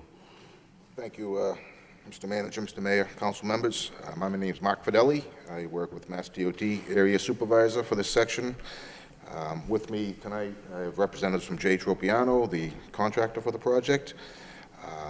Highlights, some bullet points for the job. It's pretty much the intersection of VFW and 38 is one of the most highly rated accident-prone intersections in the state. The work is to basically modify the intersection alignment to make it a lot easier to traverse.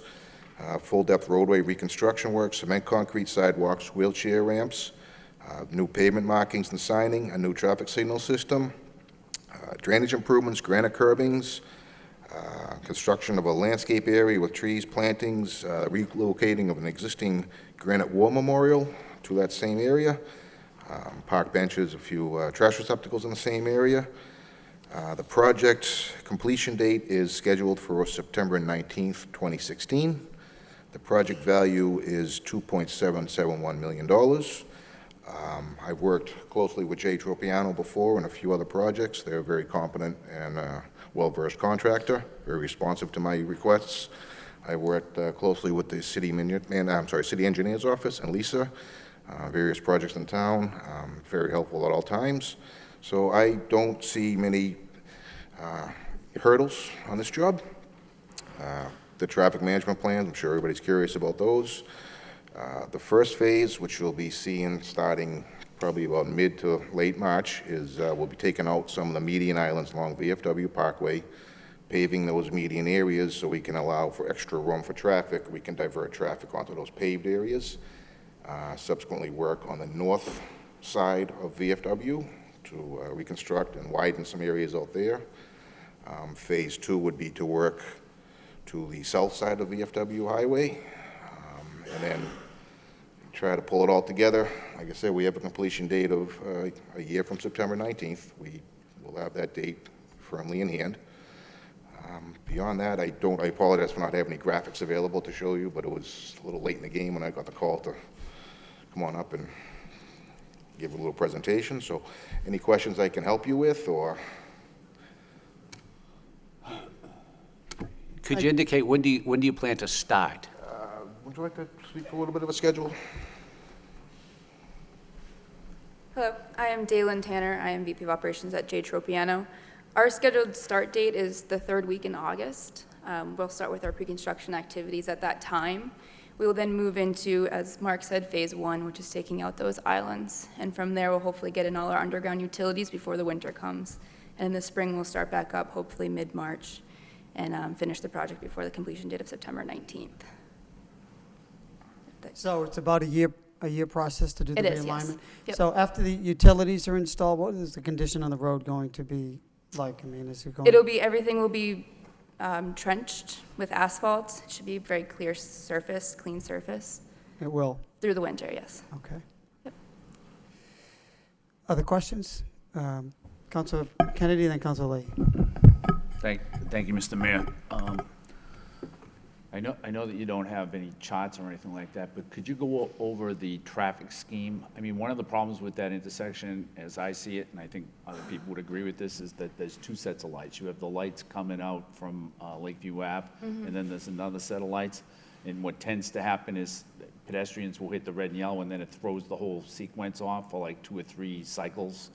And so how did you remedy that? Or how will these new, how will that be remedied? Sorry. Well, we'd have a new modified system, a new traffic signal system, which would take into account what the studies have shown or what some of the tendencies are of that intersection. And without getting into too much detail, because really, when it comes to traffic signals, when it gets into those cabinets, it gets a little crazy. So I'm really not well versed in how to phase those lights, but to the point of the pedestrians will most likely have an exclusive phase, which means we push that one button's pushed. That will lock up the entire intersection to allow safe access from all 4 quadrants. That's for the standard, most practices are standard like that. Now, beyond that, there's really, by realigning the intersection and reconfiguring that Lakeview area, it's going to make the traffic flow a lot easier for sure. Why? Why will it? You're not going to have well, you still have that little offshoot, but for the most part, that traffic is going to be channeled to the intersection itself. How is that going to happen? Well, let me, do we have a set of plans I could? Can I have your- Let me, so actually I can. I brought my set here too. So with the indulgence of the council, this is just, it's a very important project. I'm wondering if there would be any opposition to sending this to the Transportation Subcommittee for an explanation for particularly, we know it's going to start soon, but I think if we could get graphs and a good explanation, and our meetings are televised just for the people at home that'll be affected by that neighborhood. You've given us a time frame and what is going to take place, but I think these questions that we have, being able to display a map at a subcommittee meeting might make some sense. Okay. We don't want them to have to. You'll be coming back a lot anyway, doing the project anyway. So We hope not. We hope not. But no, that should be doable. I could put something together that would accurately reflect what's going Can I on. ask you this? One of the problems with the intersection is that pedestrians use the intersection, and it ties up, and it's a very busy intersection. So if a pedestrian is going to cross, it's going to cause traffic to queue up everywhere. How did we remedy that, or how is that going to be remedied? I'd prefer to defer answering that question. I could bring basically my traffic engineer out. Okay.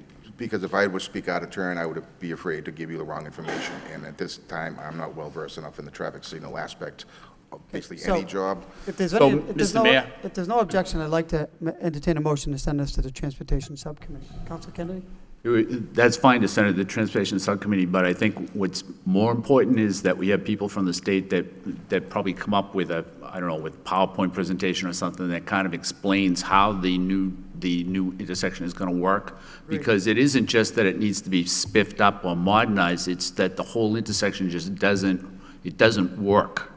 And I don't really, without some sort of alternative for getting pedestrians back and forth across the street, other than just stopping traffic, I don't really understand how it's going to be any better after the Commonwealth spends $2.8 million and finishes all that construction.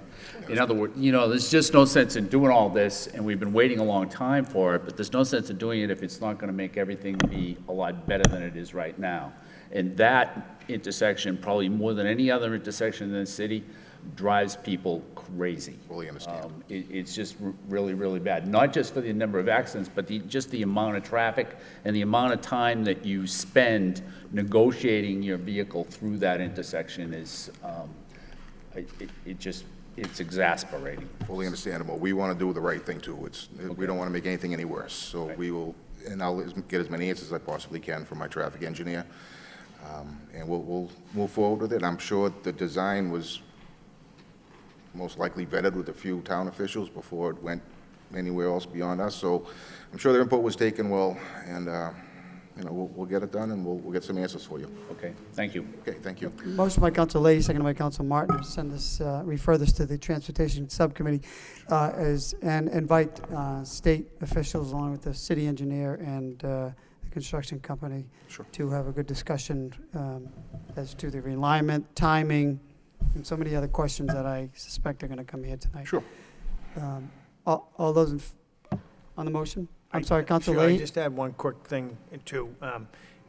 So when this does go to a subcommittee, along with the pedestrian traffic, it's that backup, taking that right up 38, which gets backed all the way up to the Hunts Fall Bridge, which, it either is or it isn't a good idea. We painted that into one lane now, which throws everything off.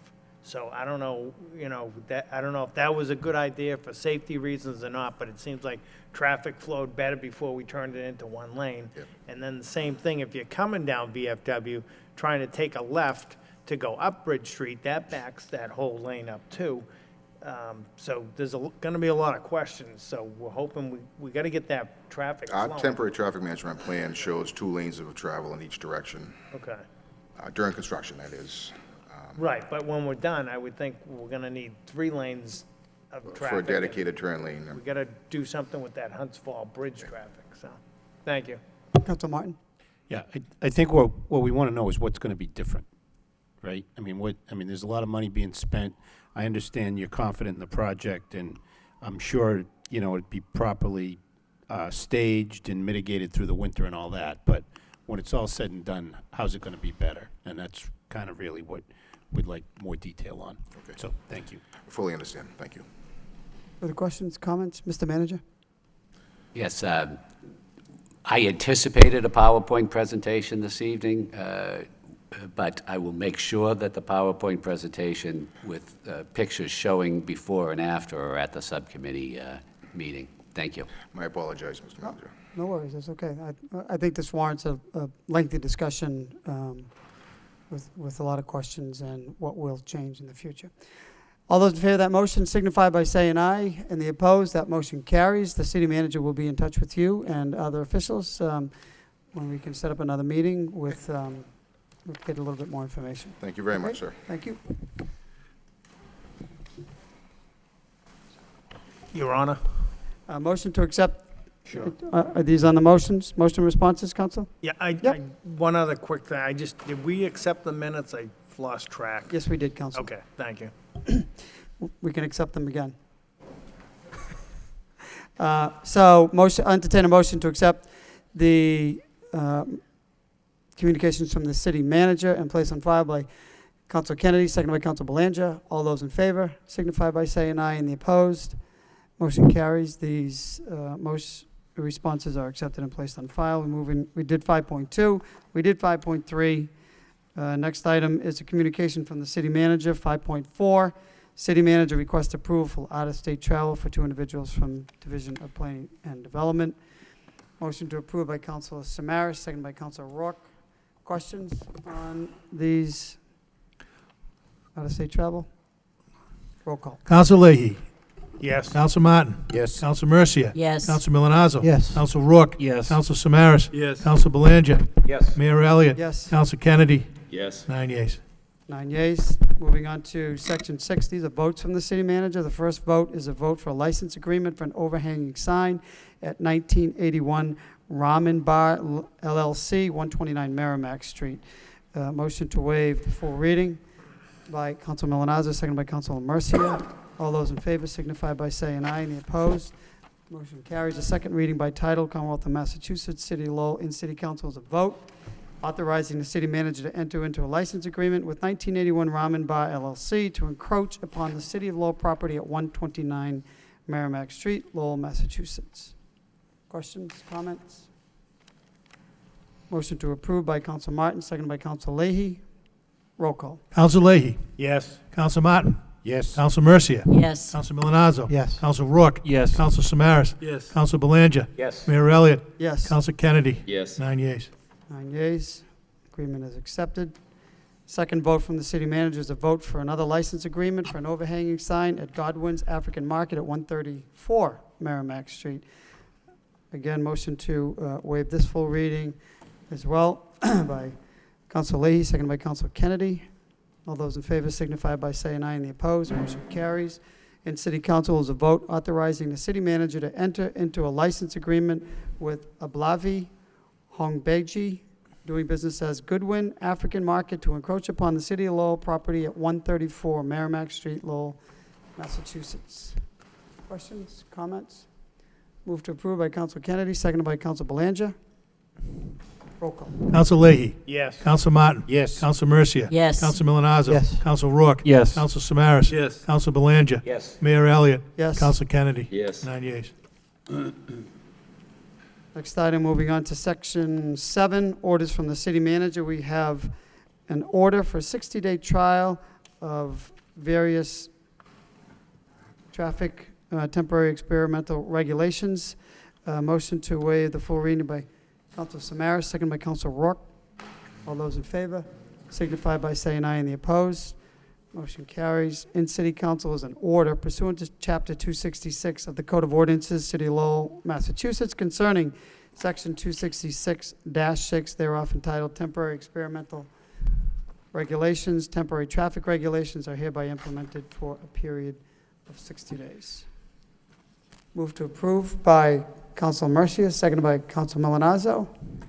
Roll call. Council Leahy. Yes. Council Martin. Yes. Council Mercia. Yes. Council Milonazo. Yes. Council Rourke. Yes. Council Samaras. Yes. Council Belanger. Yes. Mayor Elliott. Yes. Council Kennedy. Yes. 9 yeas. Yeas, motion carries. Next item, Section 8, we have reports. We have subcommittee reports. There's a Transportation Subcommittee report this evening. Chair would like to recognize the chairman of that subcommittee, Council Milonazo. Thank you, Mayor Elliott. Yes, this evening, the Transportation Subcommittee met at 5:30 to discuss the City of Lowell's Complete Streets Policy. This was referred to the Transportation Subcommittee at our regularly scheduled meeting in June 23rd. This, as my colleagues know, does need to go to a public hearing, so that was in essence what the subcommittee did this evening, and the subcommittee members, Councilor Leahy and Councilor Martin, were in attendance along with Councilor Samaras, Councilor Mercier, and Councilor Belanger. We had a presentation by the administration, the Deputy Director of Planning and Development, Kevin Coughlin, along with our traffic engineer, along with our city engineer, talked about the City of Lowell Complete Street Policy. And this is something that is supported by the city's master plan. It really is dealing with the mobility, both from a pedestrian and vehicular issue throughout the city. There was a, I believe it was a 13 to 15 member pedestrian and safety committee, and some of the representatives were there this evening, and we certainly want to thank them and recognize them for their time. They've been meeting, I want to say, since February or March of this year, putting this policy in place. And should we move forward as a council and then go through the public hearing and approve this, there'll be state funds available in order to help implement some of the changes that would come out of recommendations of this complete street policy. I think overall it was a very informational meeting. We certainly talked quite a bit about making sure that we provide various other means of transportation, dealing with the walkability of the city, which we've talked about for years now through our master plan. Again, talking a little bit about painting sidewalks, which really turned out to be a maintenance issue, but at the same time, and crosswalks at the same time, there are significant funds to do some capital improvements. So at the motion by Councilor Leahy, seconded by Councilor Martin, it was to recommend that the full council refer this issue of the Complete Streets Policy to a public hearing, I believe on August 11th, so that we can actually bring the public back down and get more input on this. But at the end of the day, it's a good way and means to identify the mobility and improve upon the mobility of the city overall. So that's my report, as a report of progress, but we did vote to recommend to the full council that this be referred to a public hearing on August 11th. Okay, motion by Council Milonazo, second by Councilor Mercia to recommend that the issue be sent to a public hearing on August 11th. Mr. Clark? Yeah, August 11th. Okay, all those in favor of that motion signify by saying aye. Any opposed? That motion carries. Motion by Councilor Rourke, second by Councilor Samaras to accept the report as a report of progress and place on file. All those in favor signify by saying aye. Any opposed? The report is accepted and placed in file. Thank you. While we're on the Transportation Subcommittee, through you, if I could, Mr. Mayor, to the city manager, do you think that by August 11th we'd be ready to have the Bridge Street VFW presentation that night? I don't know if it's actually open that date, August 11th at 5:30? It is open. It is open. Again, I guarantee they'll be prepared. August 11th, okay. Thank you. Okay, so August 11th, there'll be another Transportation Subcommittee meeting. Right, thank you. 5:30? Think that'll be enough That time? give us enough time, an hour? Yeah, thank you. Okay. Councilor Leahy? Thank you. I just had a comment about the subcommittee meeting, that it was a good meeting, a lot of good information. It's great that we're on the forefront of this and we're going to be applying for this grant money. But the one thing that, we desperately need to get through maybe down to the State House is when they come across with these grants and these initiatives, it's good.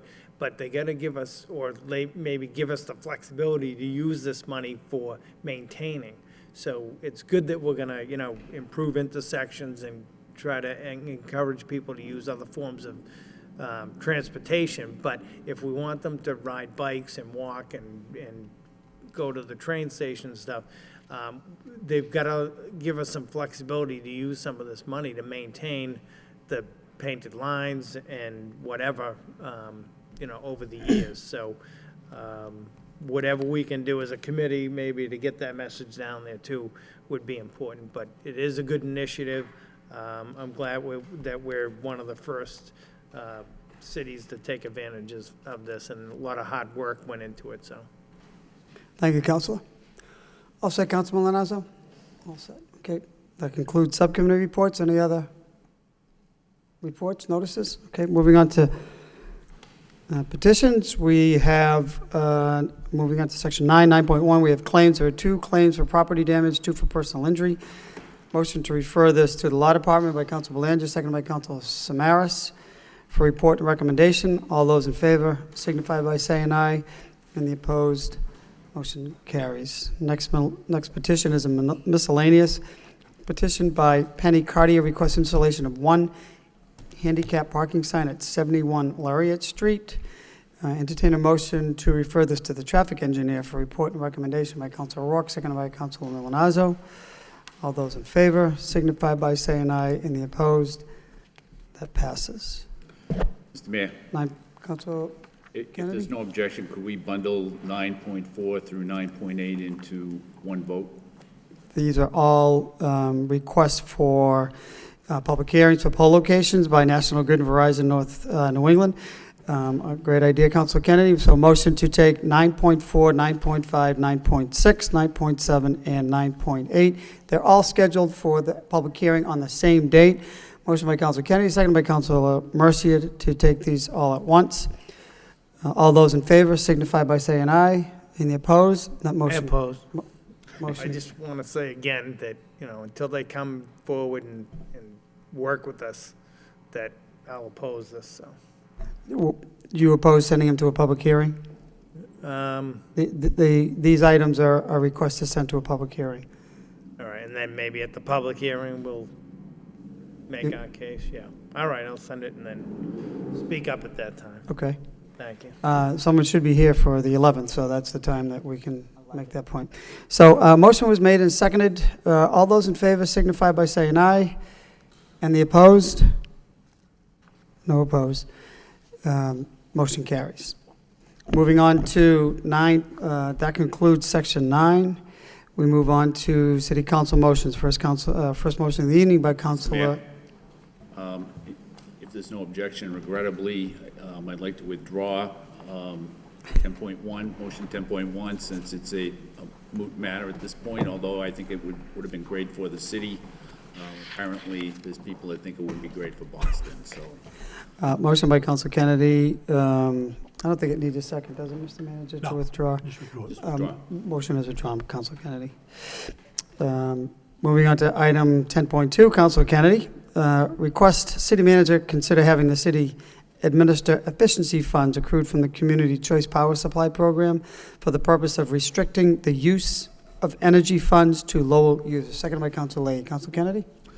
Thank you, Mr. Mayor. As everybody on this city council knows, we have a aggregate plan for our electrical power that is, and I think according to the city manager during the budget deliberations, that plan has resulted in a savings, an aggregate savings across the city of between $6 and $7 million, something like that.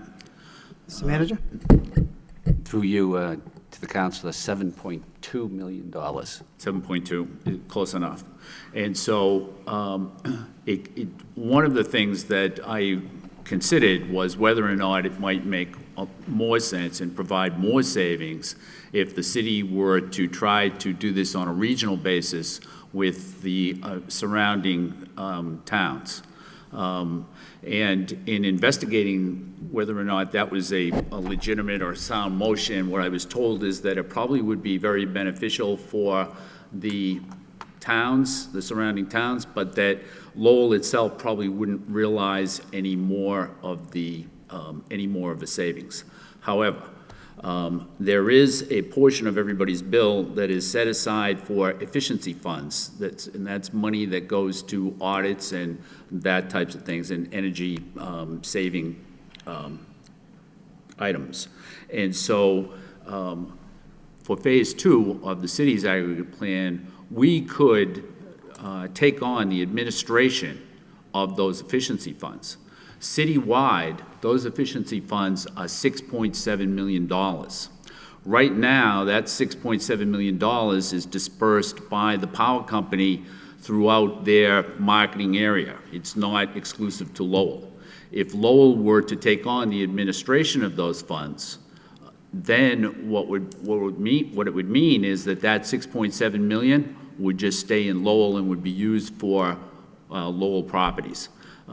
So that makes sense to me. I think I think that in order to do that, the city manager would probably have to petition the Department of Public Utilities. But it seems to me that that would be a great second step for the city to take. I think that in the plan that we have now, there is a certain amount of money, which I think it estimates probably to about $300,000 is put aside for administration right now. And so it makes a lot of sense to me. I think down the road, if we look at a third step in that aggregation plan, if we could, what has come to my attention is that a lot of the surrounding communities, Chelmsford, Dracut, and some others, are looking at developing their own aggregation plans, and that they maybe would not have the wherewithal to take over their efficiency funds or to administer their efficiency funds, but maybe down the road, Lowell might be able to do that for them for a fee. And so, but that would be a third step. I think all that the motion's asking for tonight is that the city manager look at whether or not it would be a good move for the city to administer those efficiency funds. I think $6.7 million is a lot of money, and I think it's money that we should try to ensure stays within the city. Thank you, Council. Further comments? Council Leahy? I just want to add, I think this is a good motion. These are some facts that you'll learn just by talking to different people, and I'm glad that Councilor Kennedy brought it to our attention. So I just think it's a great motion, and thank him for bringing it forward. Thank you, Council. Further discussion? All those in favor of the motion signify by saying aye. Any opposed? That motion carries. Next motion of the evening by Council Leahy. Request city manager explore possibility of having the city purchase line striper for use on street markings. Seconded by Council Martin. Council Leahy? Thank you. Just after talking to different people around the city, I just didn't know if, maybe we should just take a look at this. I understand that it is fairly cheap to hire a company to do the line painting, but I didn't know if we should just take a look at it and see if we should purchase our own truck or machine, whatever it is, to do our line striping. So I understand we have machines to do the crosswalks and things like that, small projects, but I didn't know what we had for larger street lining. I know we did a few streets in the maybe right before the end of last fiscal year. So if we could just explore that point.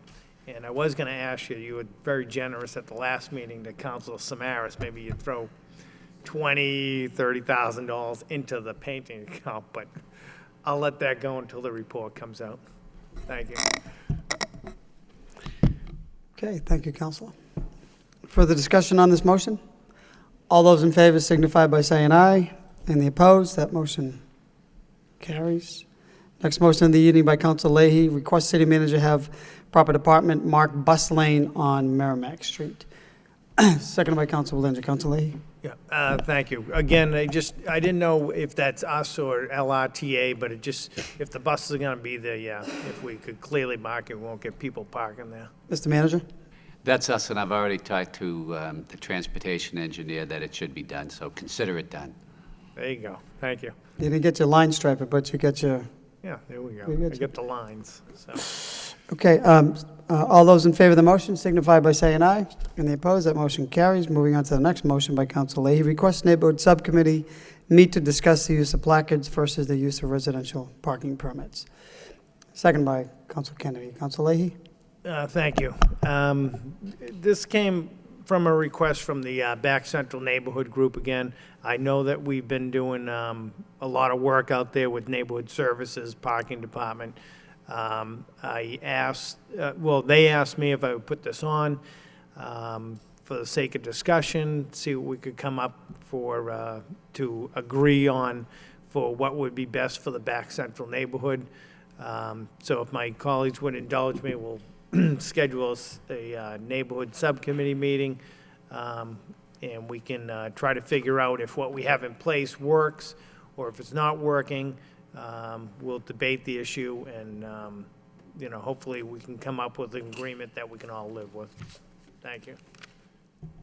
Council Mercia? Thank you, Mr. Mayor. I did hear from the Back Central Neighborhood Group as well, and it seems to me that many times, and some of my colleagues can attest to the fact that we tend to go to the Centerville Back Central area and look at the very issue of parking, and we say that those that have a driveway would not be allowed to have parking on the street, like a placard on the street, because they can get their vehicle off the road.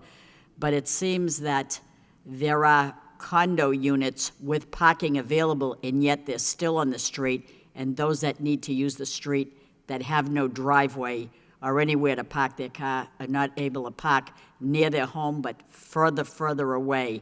And it seems that as the kid gets older, they have a car, and the parents are concerned that the young daughter has to park so far away when she comes back from work at night, and she's nervous about that. So that is an issue that we had looked at many times, but it's not adhered to the fact that the parking restriction is if you have an off-road area, driveway, or a condo unit parking spot, they don't need to be using the street. They should leave that open for people that don't have that, amenity to have a driveway or whatever. So that's the gist of this motion coming forward, that we should look at again, the traffic department, to look and see if there's issues there. I believe there is, so that's the concern. Council Kennedy?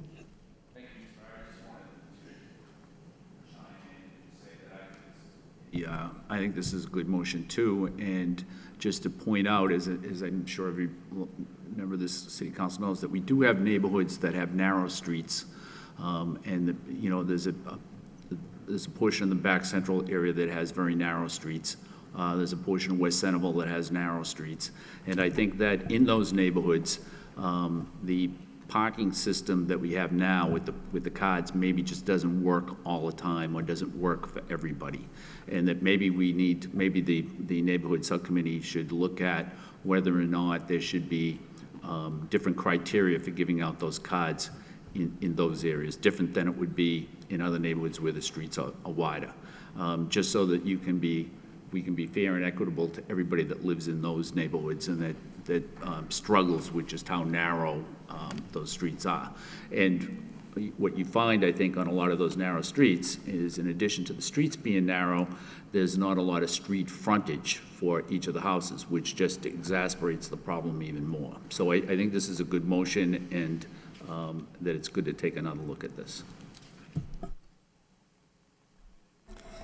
Further discussion on the motion? I support it going to the neighborhood subcommittee, but I have to tell you, we have spent an inordinate amount of time putting this process in place, and I don't know if there is a perfect solution.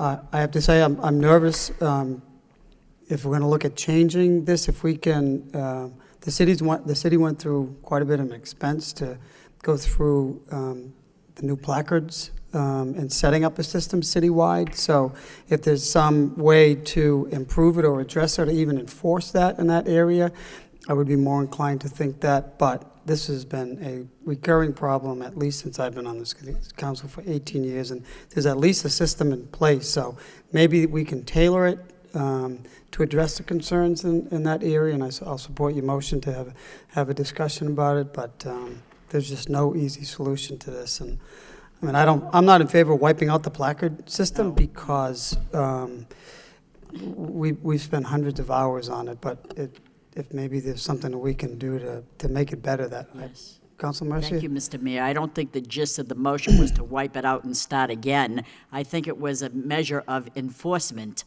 Make sure that these rules that are in place are enforced.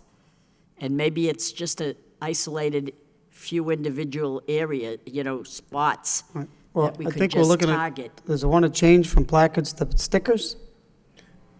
The calls I got, some want to change it, some don't. Personally, I told a few of the people that I spoke to, I think the system that's in place now works, but if it needs enforcement, that's what we can work on. But, this is something, people ask us to bring things forward. It's their neighborhood, their concerns.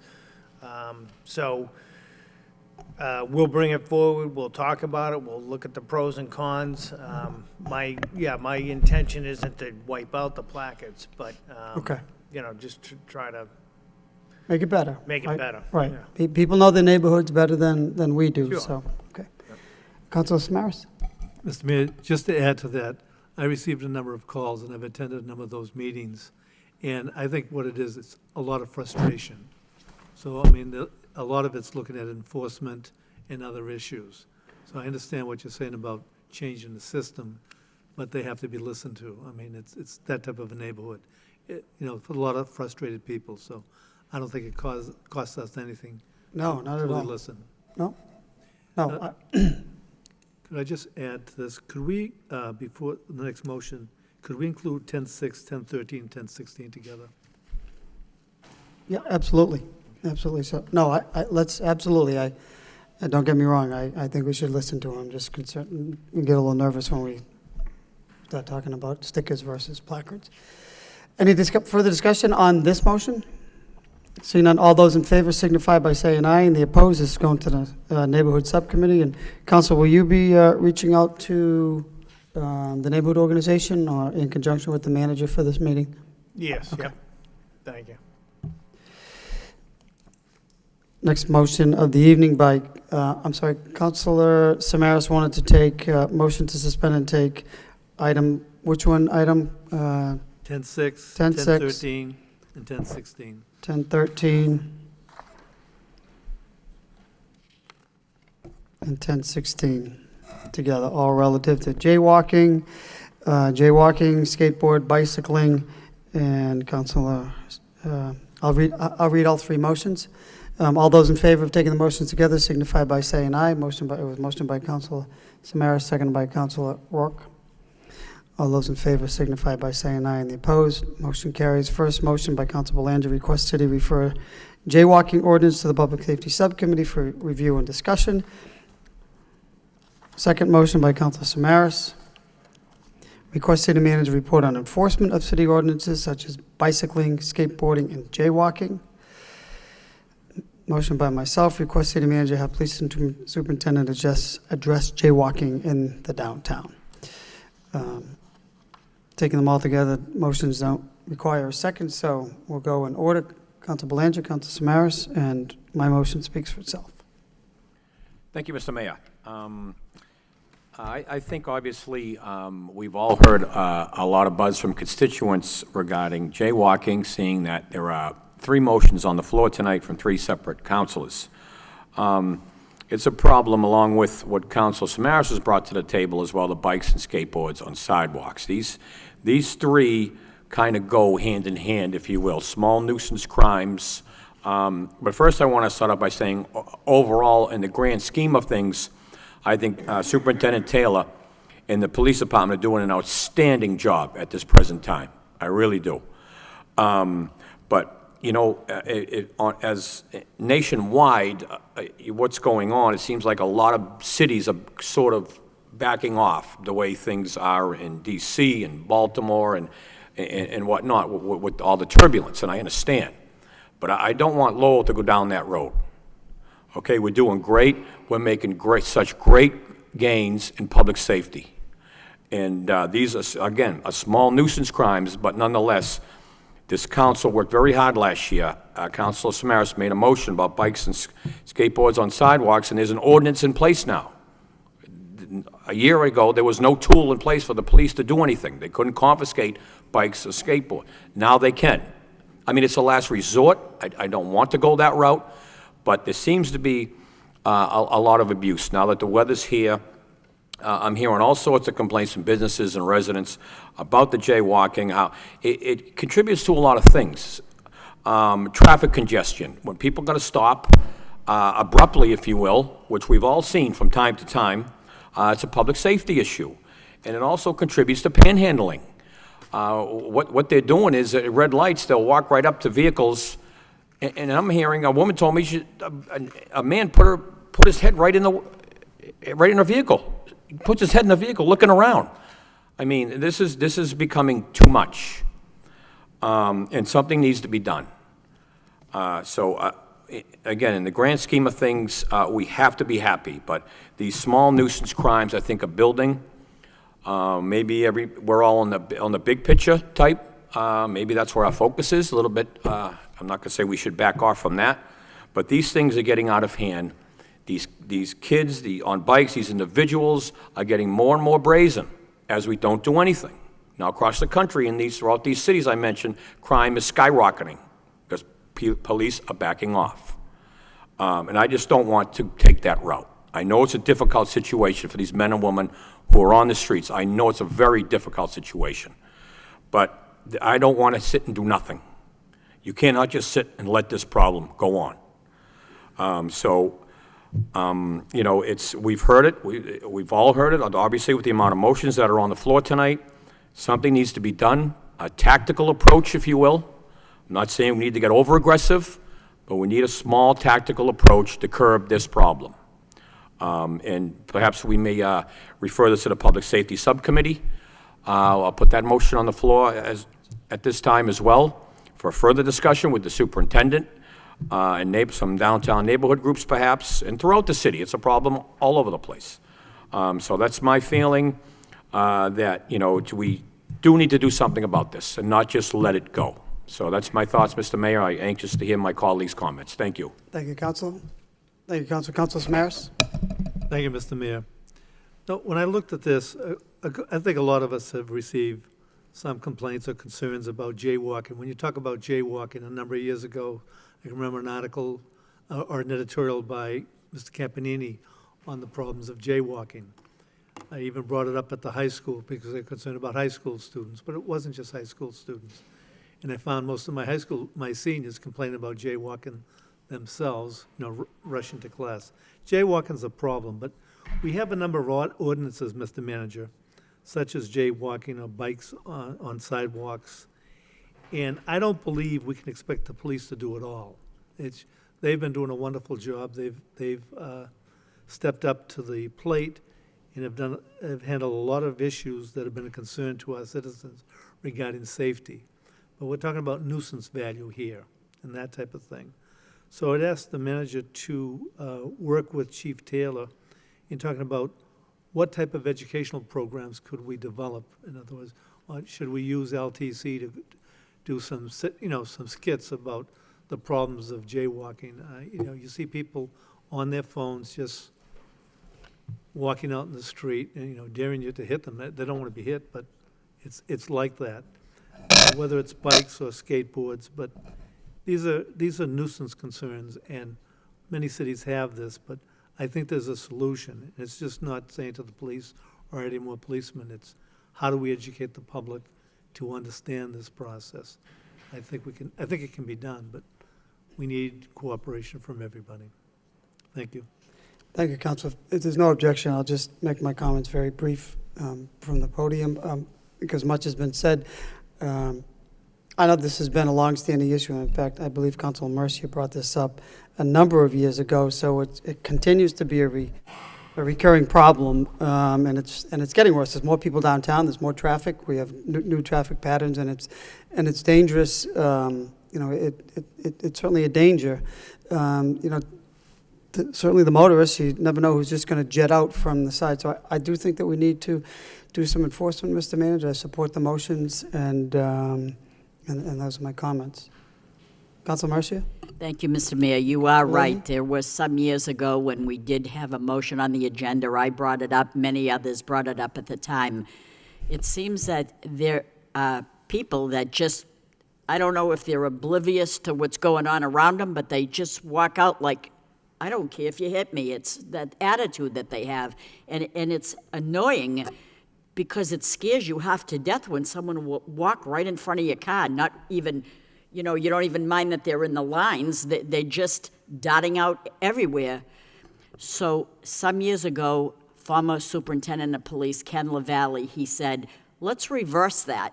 We had a big press conference downtown where Ken LaValle said, let's reward those that follow the rules and cross the street properly. We'll give them a ticket, but it'll be a ticket to get an ice cream at one of the places downtown, or a ticket to go to, at the time we had Burger King, let them get some French fries. So that went pretty good for a while, and then it was long forgotten. But here's the thing that I want to know. Number one, I don't know what do we mean by enforcing for the police? Do they just say to the kid, hey, you're jaywalking or whatever? Do we have any jaywalking tickets? Is there a fine? Is it $5 for a, what is the thing here? What's the proposal? What is the plan? Do we have anything that would deter if one kid says, I get fined $25 for walking in front of a car, that'll spread that, gee, I don't want to do that. I don't have $25, I don't know. We got to figure out something. It's frustrating to the driver. We did adopt an ordinance, Council, as you know, and there are penalties. I think they're nominal, but Councilor Leahy, then Mr. Manager. Thank you. I was just going to also add that, we're talking about a lot of different issues here. We're talking about the panhandlers and, maybe the kids jaywalking and the adults jaywalking. And what we really should be doing, too, is trying to focus on what the core problem is. Different streets, different groups jaywalk, just walk out into the street.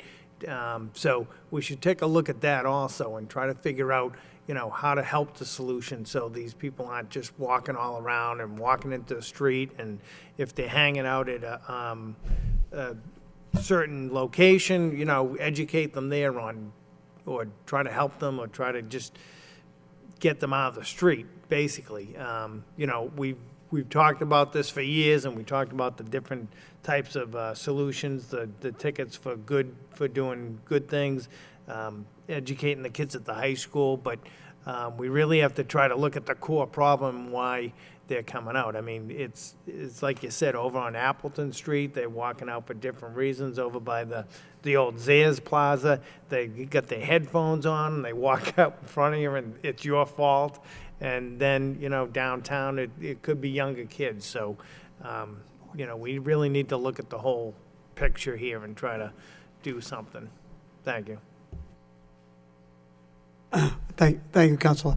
Mr. Manager, or I was just getting the city solicitor, there is an ordinance and there are penalties? Yes, but actually it's a state statute that regulates the penalties for jaywalking, and it's a whopping $1. But after 4 offenses in that calendar year, it skyrockets to $2. So we're working with the delegation to increase the fine for jaywalking. The second thing about jaywalking is I've already had meetings with the police department, but jaywalkers have a herd mentality. Is they go in packs jaywalking, and it's hard to corral 4 or 5 jaywalkers at one time. So we're working on that issue, and both on the state level and on the local level to curb the jaywalking. We'll get a full report for the council. Thank you, thank you, Mr. Manager. I mean, we're just looking for ideas, and I agree. there's no fine, and if you're going to fine a kid, how are they going to pay it? But, I mean, not that I want to put up any more signs, but do we put up signs, no jaywalking, or, I mean, is that part of the discussion, or, I don't know. It's frustrating. Okay, all those in favor of the motions signify by saying aye, and the opposed, that motion Mr. Mayor, carries. there's a motion, I have put a motion on the floor to refer to. Well, your motion does send it to the Public Safety Subcommittee. Yes. Right? So we approve your motion to, so the ordinance will, the ordinance and the report will go to Public Safety Subcommittee. Okay? All those in favor signify by saying aye, and the opposed. Those three motion passes. Reverting back to the original agenda, 10.7, Council Belanger requests city manager have cosmetic repairs completed under 16 Hampshire Street. That's the old water department building in Centerville, and potentially provide surveillance to monitor Eagle Park. Second by Council Mercier. Council Belanger? Thank you, Mr. Mayor. A few weeks ago, there was a vigil at Eagle Park at the aftermath of a very violent incident that took place there. And I will tell you, it was very, very well attended. Let me tell you, there are a lot of people in this neighborhood who care. There had to be about 100 to 150 people there easily. And they are very concerned about their neighborhood, their city, and obviously what abuts them, Eagle Park.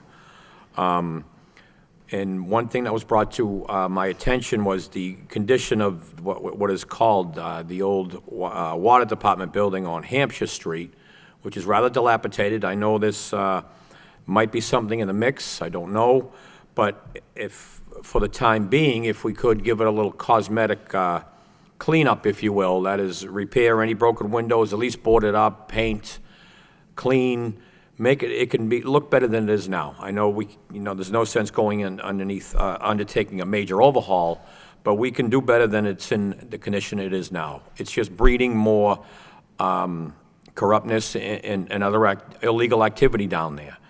And so I think the residents down there deserve it.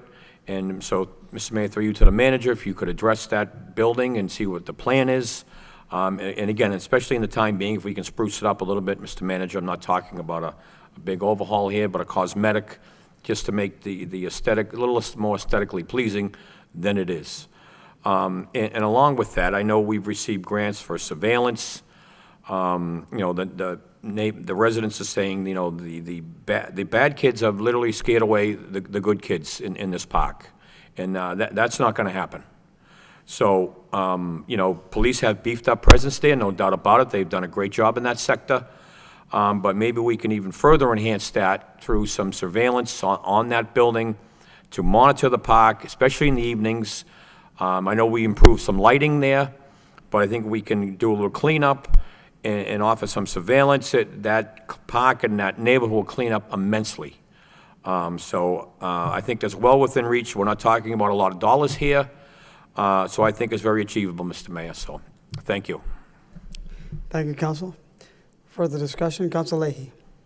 Just as a suggestion also, I don't know what shape that building's in, but maybe we could even do kind of like a public-private type of project over there where people with certain skills, fixing the glass or the mortar could work with DPW, and we could have a couple of days over there, and if it's just a matter of cleaning the building up, we could maybe do something like that if everybody agreed.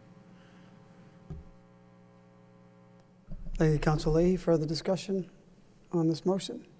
All those in favor signify by saying aye. And the opposed? Motion carries. Next motion of the evening by Council Mercier. Request city manager have engineering department make way to have Berry Road an accepted street in the city. Second by Council Milonazo. Council Mercier. Yes, thank you, Mr. Mayor. Some time ago, members of the City Council requested that with all the many streets that are not accepted, that we have the city engineer do the proper work to accept as many streets as we can each year. And I don't see many coming before us. And it isn't like you just go out and accept a street. You got to measure it. There's a lot to it. With that, I thought that Berry Road could be one of those streets that we accept. But now it is my understanding that there is a developer that will construct 4 new homes in the back area of Berry Road. And the most important issue to the neighborhood group was that the private road extension must be built to the city's specifications.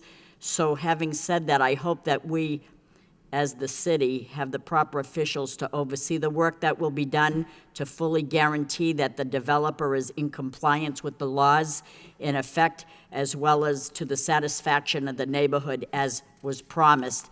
You saw a group of people here tonight, and they're not happy with what's going on. We don't want this to happen with these residents in the area there.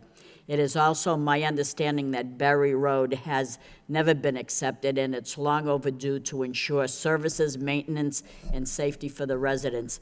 This might all come into play when the work is done, so until then, I hope through this motion that Berry Road will become an accepted street.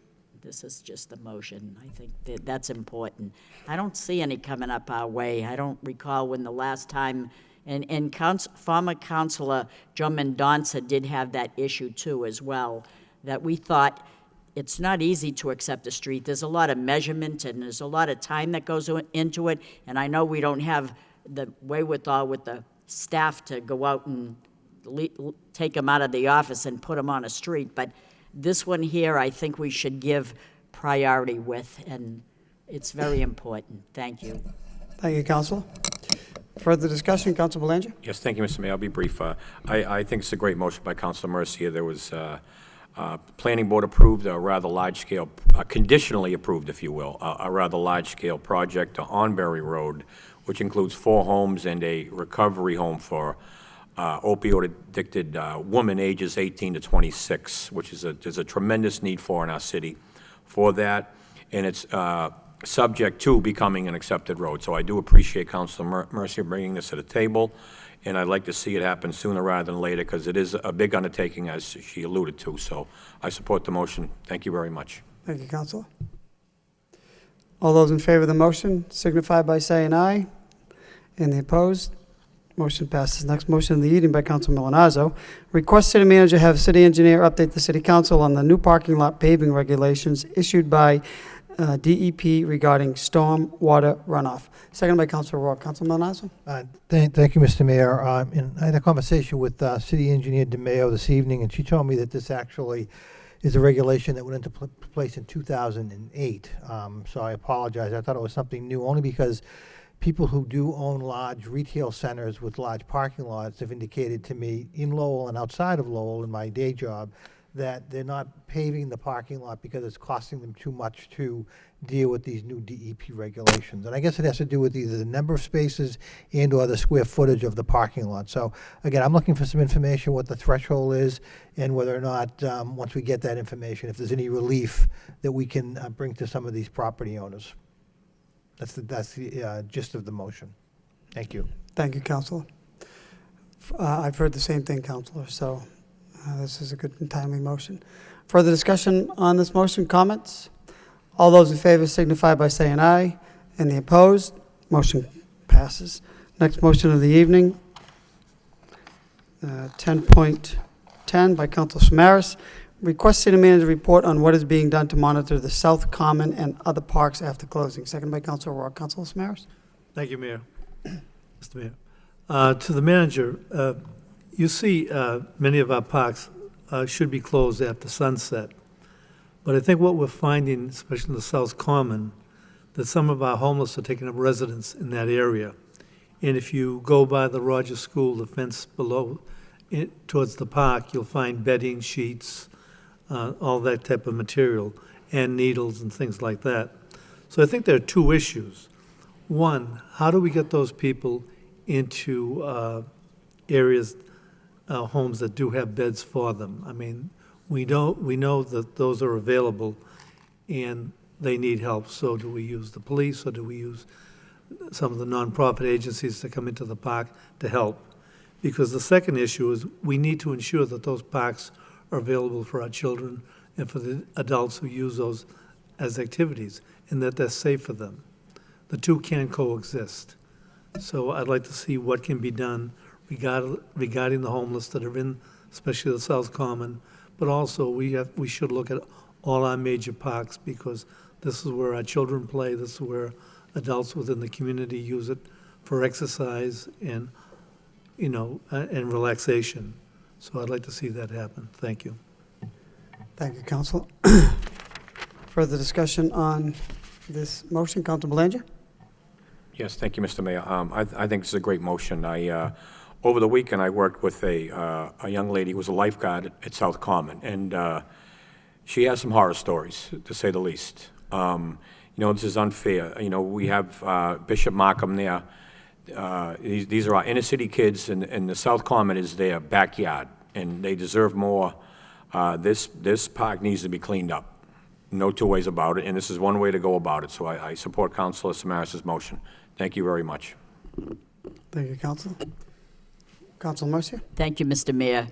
Councilor Samaras is certainly not lying. I go that way every morning to work, and on my jaunt up the street, and I look over, I'm going to work while they haven't even gotten up yet, and that kind of makes me mad right there, but it's true. This is what's happening. They're using that as a shelter at night. They're all sleeping right along, and I don't know why there is no room at the shelter. I'm sure there are, but these people prefer to sleep under the stars, I guess. I don't know, but it is a little bit frustrating. And then once they do wake up, they got these paper bags, and I know they're not drinking Coca-Cola. So, I mean, they're having a real ball recreation at these parks. I don't know, but it's not the Holiday Inn, and I don't think it should be used as it, but,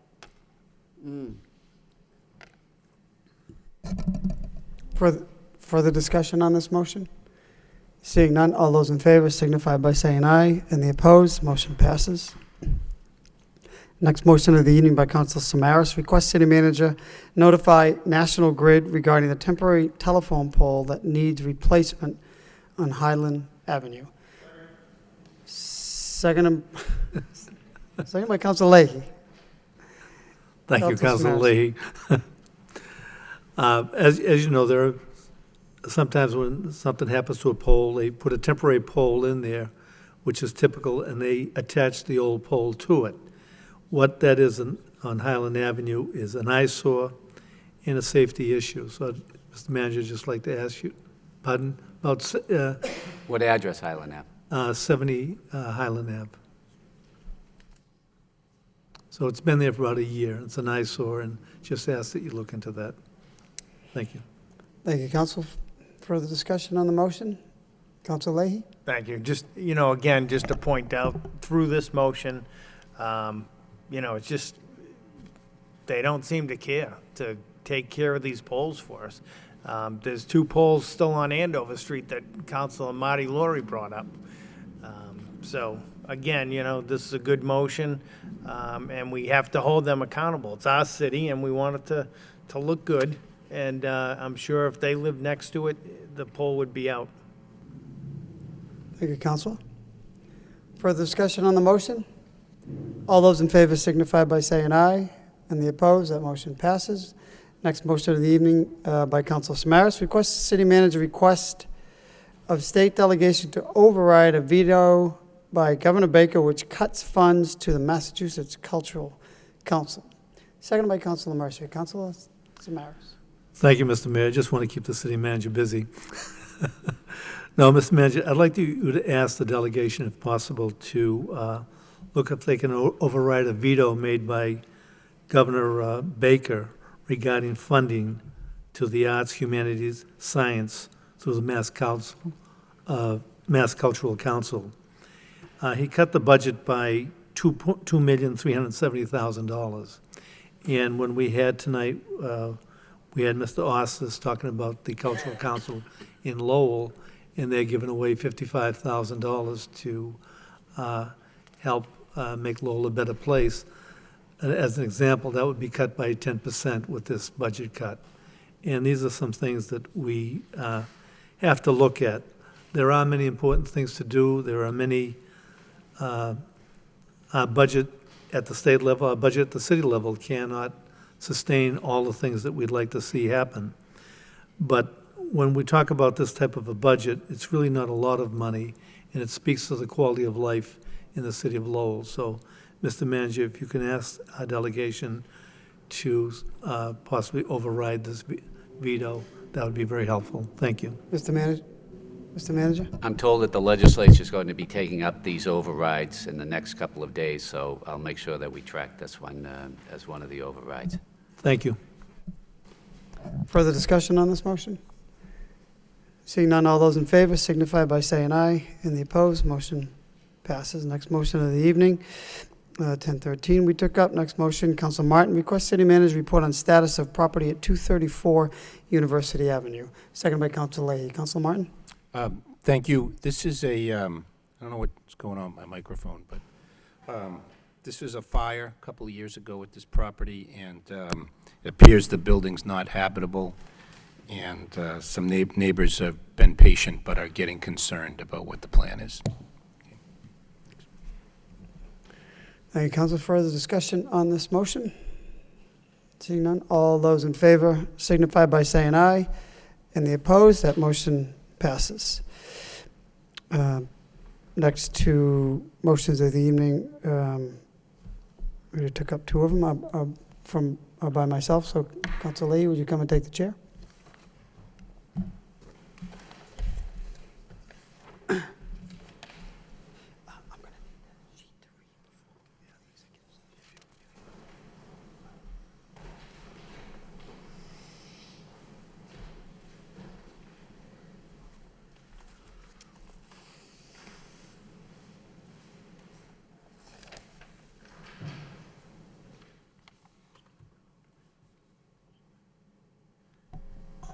So 10:15? Yeah.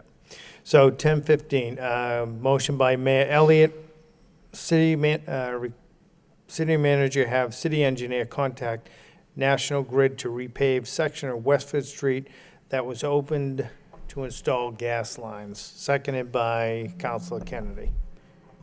Thank you, Mr. Vice Chair. Mr. Manager, I know you know this road. I know you go up it frequently, and so do I.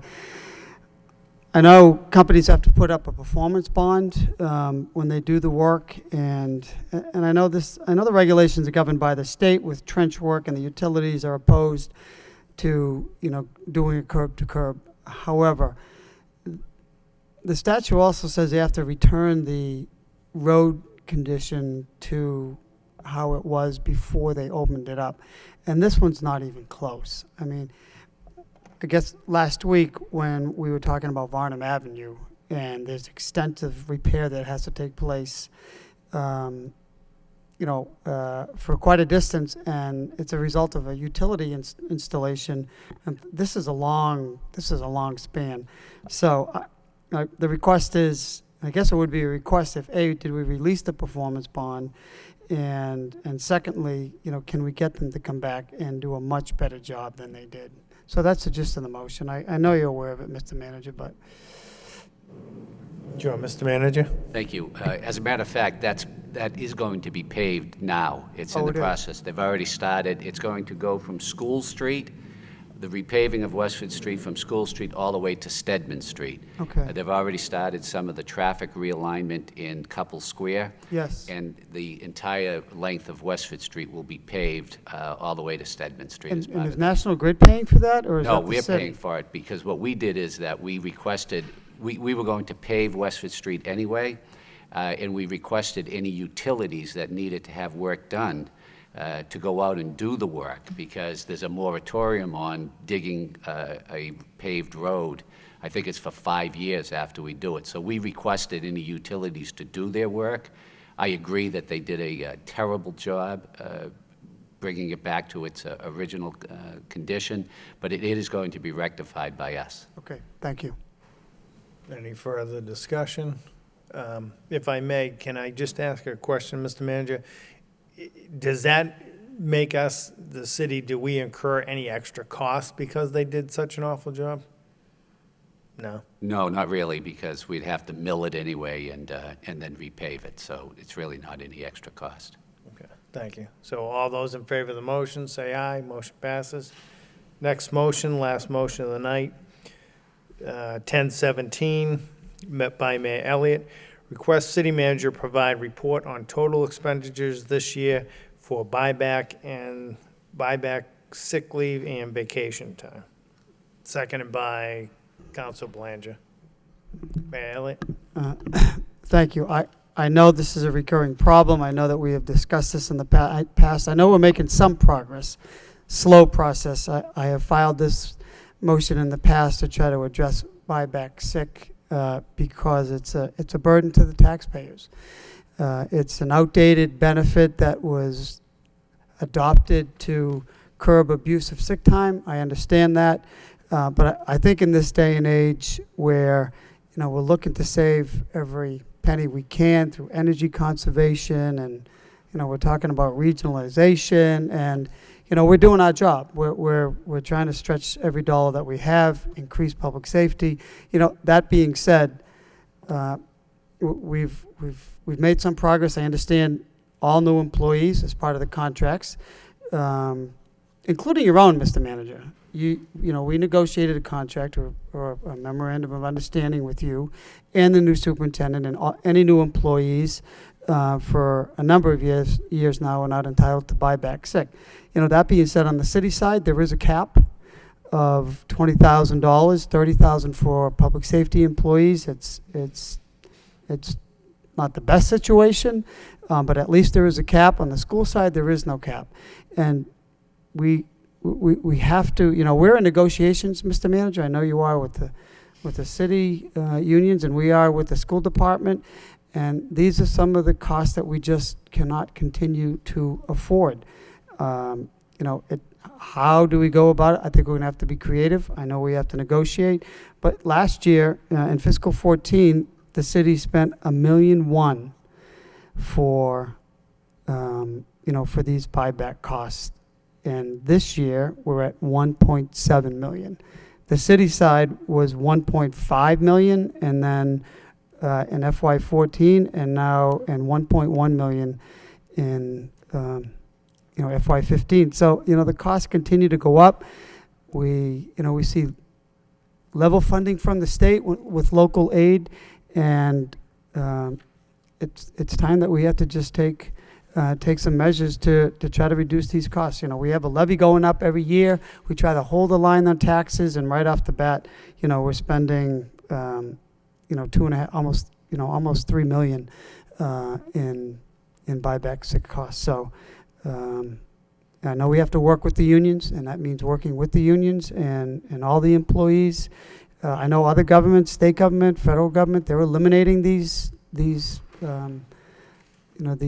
packages or these benefits, and the private sector, I don't think they're non-existent. So, when we see these buyouts, that's why I didn't support some of these contracts, because inevitably they come back to haunt us, and they take valuable resources from our schools and from our streets and our city that we could use, I think, in other ways. So that's the gist of the motion. We'll have to be creative, and how we do that, I don't think it's an easy task. It's not something that we can just say, hey, let's stop it. But let's try to move in that direction. Thank you, Mr. Vice Chair. Councilor Kennedy? Thank you, Mr. Chairman. I think this is a good motion. I'll be happy to get the report from you. I would, if there's no objection, I would like the report to include a recommendation of whether or not we need changes, and probably whether or not the buyback for vacation and sick time, whether that's still valid, whether that it makes sense to do that, and are we too exorbitant in the amount of money that we're giving out. But those were put into the contracts for a reason in the first place. So I don't know if those reasons are still valid, or whether they've worked out, or maybe they haven't. And I also think that maybe there's not a lot that the city council can affect other than employees that come under the ordinance. So really, it would whatever comes out of this report would have to be something that you would have to take forward into negotiating with the different bargaining units as time goes by. But anyways, if that report, I think that the mayor has just asked for a report on how much it's all cost, but I think a recommendation with the report is important. Thank you. Thank you. Anybody else on the motion? Council Milonazo? Thank you. It is a good motion to get information, and I really feel that people that have worked for the city under the ordinance, for example, those that have been here 20, 25, or 30 years, have really, played by the rules, and I think that we just need to be cognizant of that, and we need to be careful, even though some of the folks that I'm thinking about 20, 25, 30 years aren't at a high pay scale, but they've really, in planning their retirement, have really thought about what they may get in the way of buyback sick leave and vacation. So again, I think the administration has done a good job working with the finance subcommittee and through negotiation relative to new hires dealing with this issue. But at the same time, I think we need to be fair to those that have been with us a long time and that have played by the rules, if you will, to all of a sudden have this pulled out from them. I think from the standpoint of negotiation, it's something we should absolutely still do and remove as a perk. But I think it should be said that those that are ordinance employees that have played by the rules really shouldn't have the rug pulled out from under them. So I look forward to the report. Thank you. Any further discussion? Sure, Councilor Kennedy, then Mayor Elliott. Yeah, I'd just like to add, I think Councilor Milonazo makes a good point. I think that people, that whatever you come up with a recommendation, if it is that we should change the sick time and the vacation time, there should be some sort of a grandfathering clause for people that are already in there. And so this would be I would hope that any recommendation would be for employees going forward rather than to change people who expected to get that as part. And I also think that it's important to point out that for people in the public sector, employees in the public sector, sometimes they give up something in compensation or in the salary because of the benefits that they get, and this is one of the benefits, I guess, that they've got. But I also think that the motion is a good motion because it does appear that some of the payouts seem to be rather exorbitant, and that's not just in Lowell. I think that you're finding that in a lot of the towns too. Mayor Elliott. I completely agree. But like other budgetary, almost a structural deficit is what we're looking at, and it's not just Lowell. It's, certainly statewide, whether it was health insurance costs. We had double-digit increases. The city and taxpayers could not sustain it, so we had to find a solution, and we did, and we've saved taxpayers millions of dollars, still while providing very good health benefits to our employees. Pension liability, we're doing the same thing.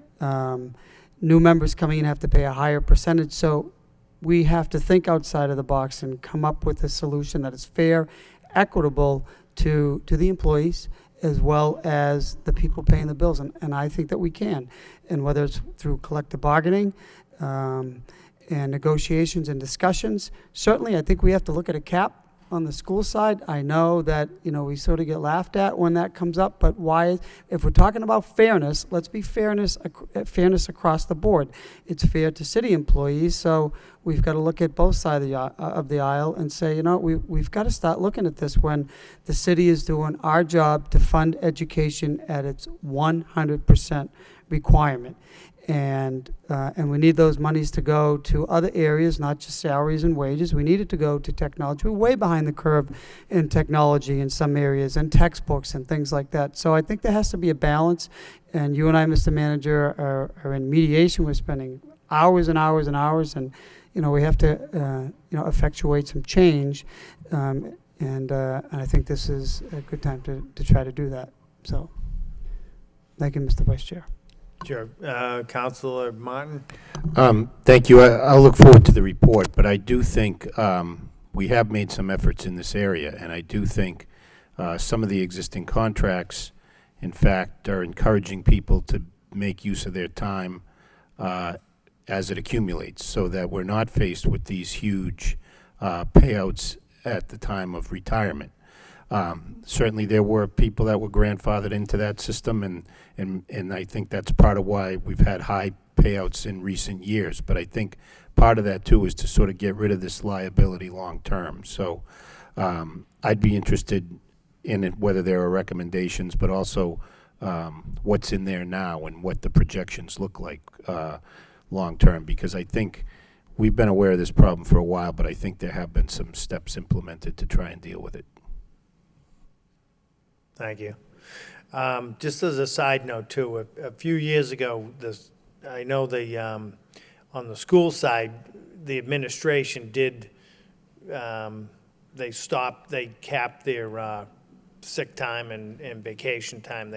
The administrators had capped that. So at one negotiation, we had kind of, I guess, bought them out and then started that in new contracts further. So we made a little bit of progress on the school side, but like you said, we have to work with all the unions to see what we can do with this problem. Thank you. I don't think there are any caps on the city side, are there? Madam Auditor? Well, there's a cap on the buyout, right? Why don't we make that as part of the 20,000 or report? My something. understanding, there's no caps. Okay. All those in favor of the motion, say aye. Motion passes.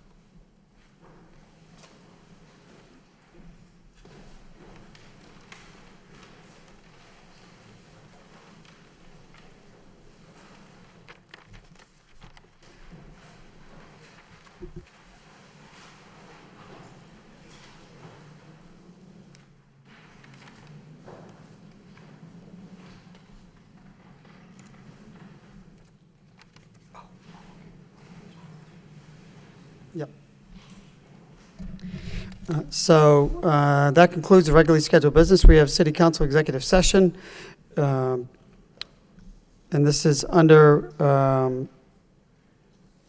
we have a memo from the law department. Yeah, so we're just gonna, we're gonna state the reason as we usually do. Executive session under exemption 6, to consider the purchase, exchange, lease, or value of real property if an open meeting will have a detrimental effect or on the negotiating position of the city regarding the Hamilton Canal District. So we stated the reason for the session. We will adjourn from this meeting after executive session. Entertain a motion to go into executive session and adjourn thereafter by Council Mercy, second by Council Milanazzo. Roll call. Council Leahy. Yes. Council Martin.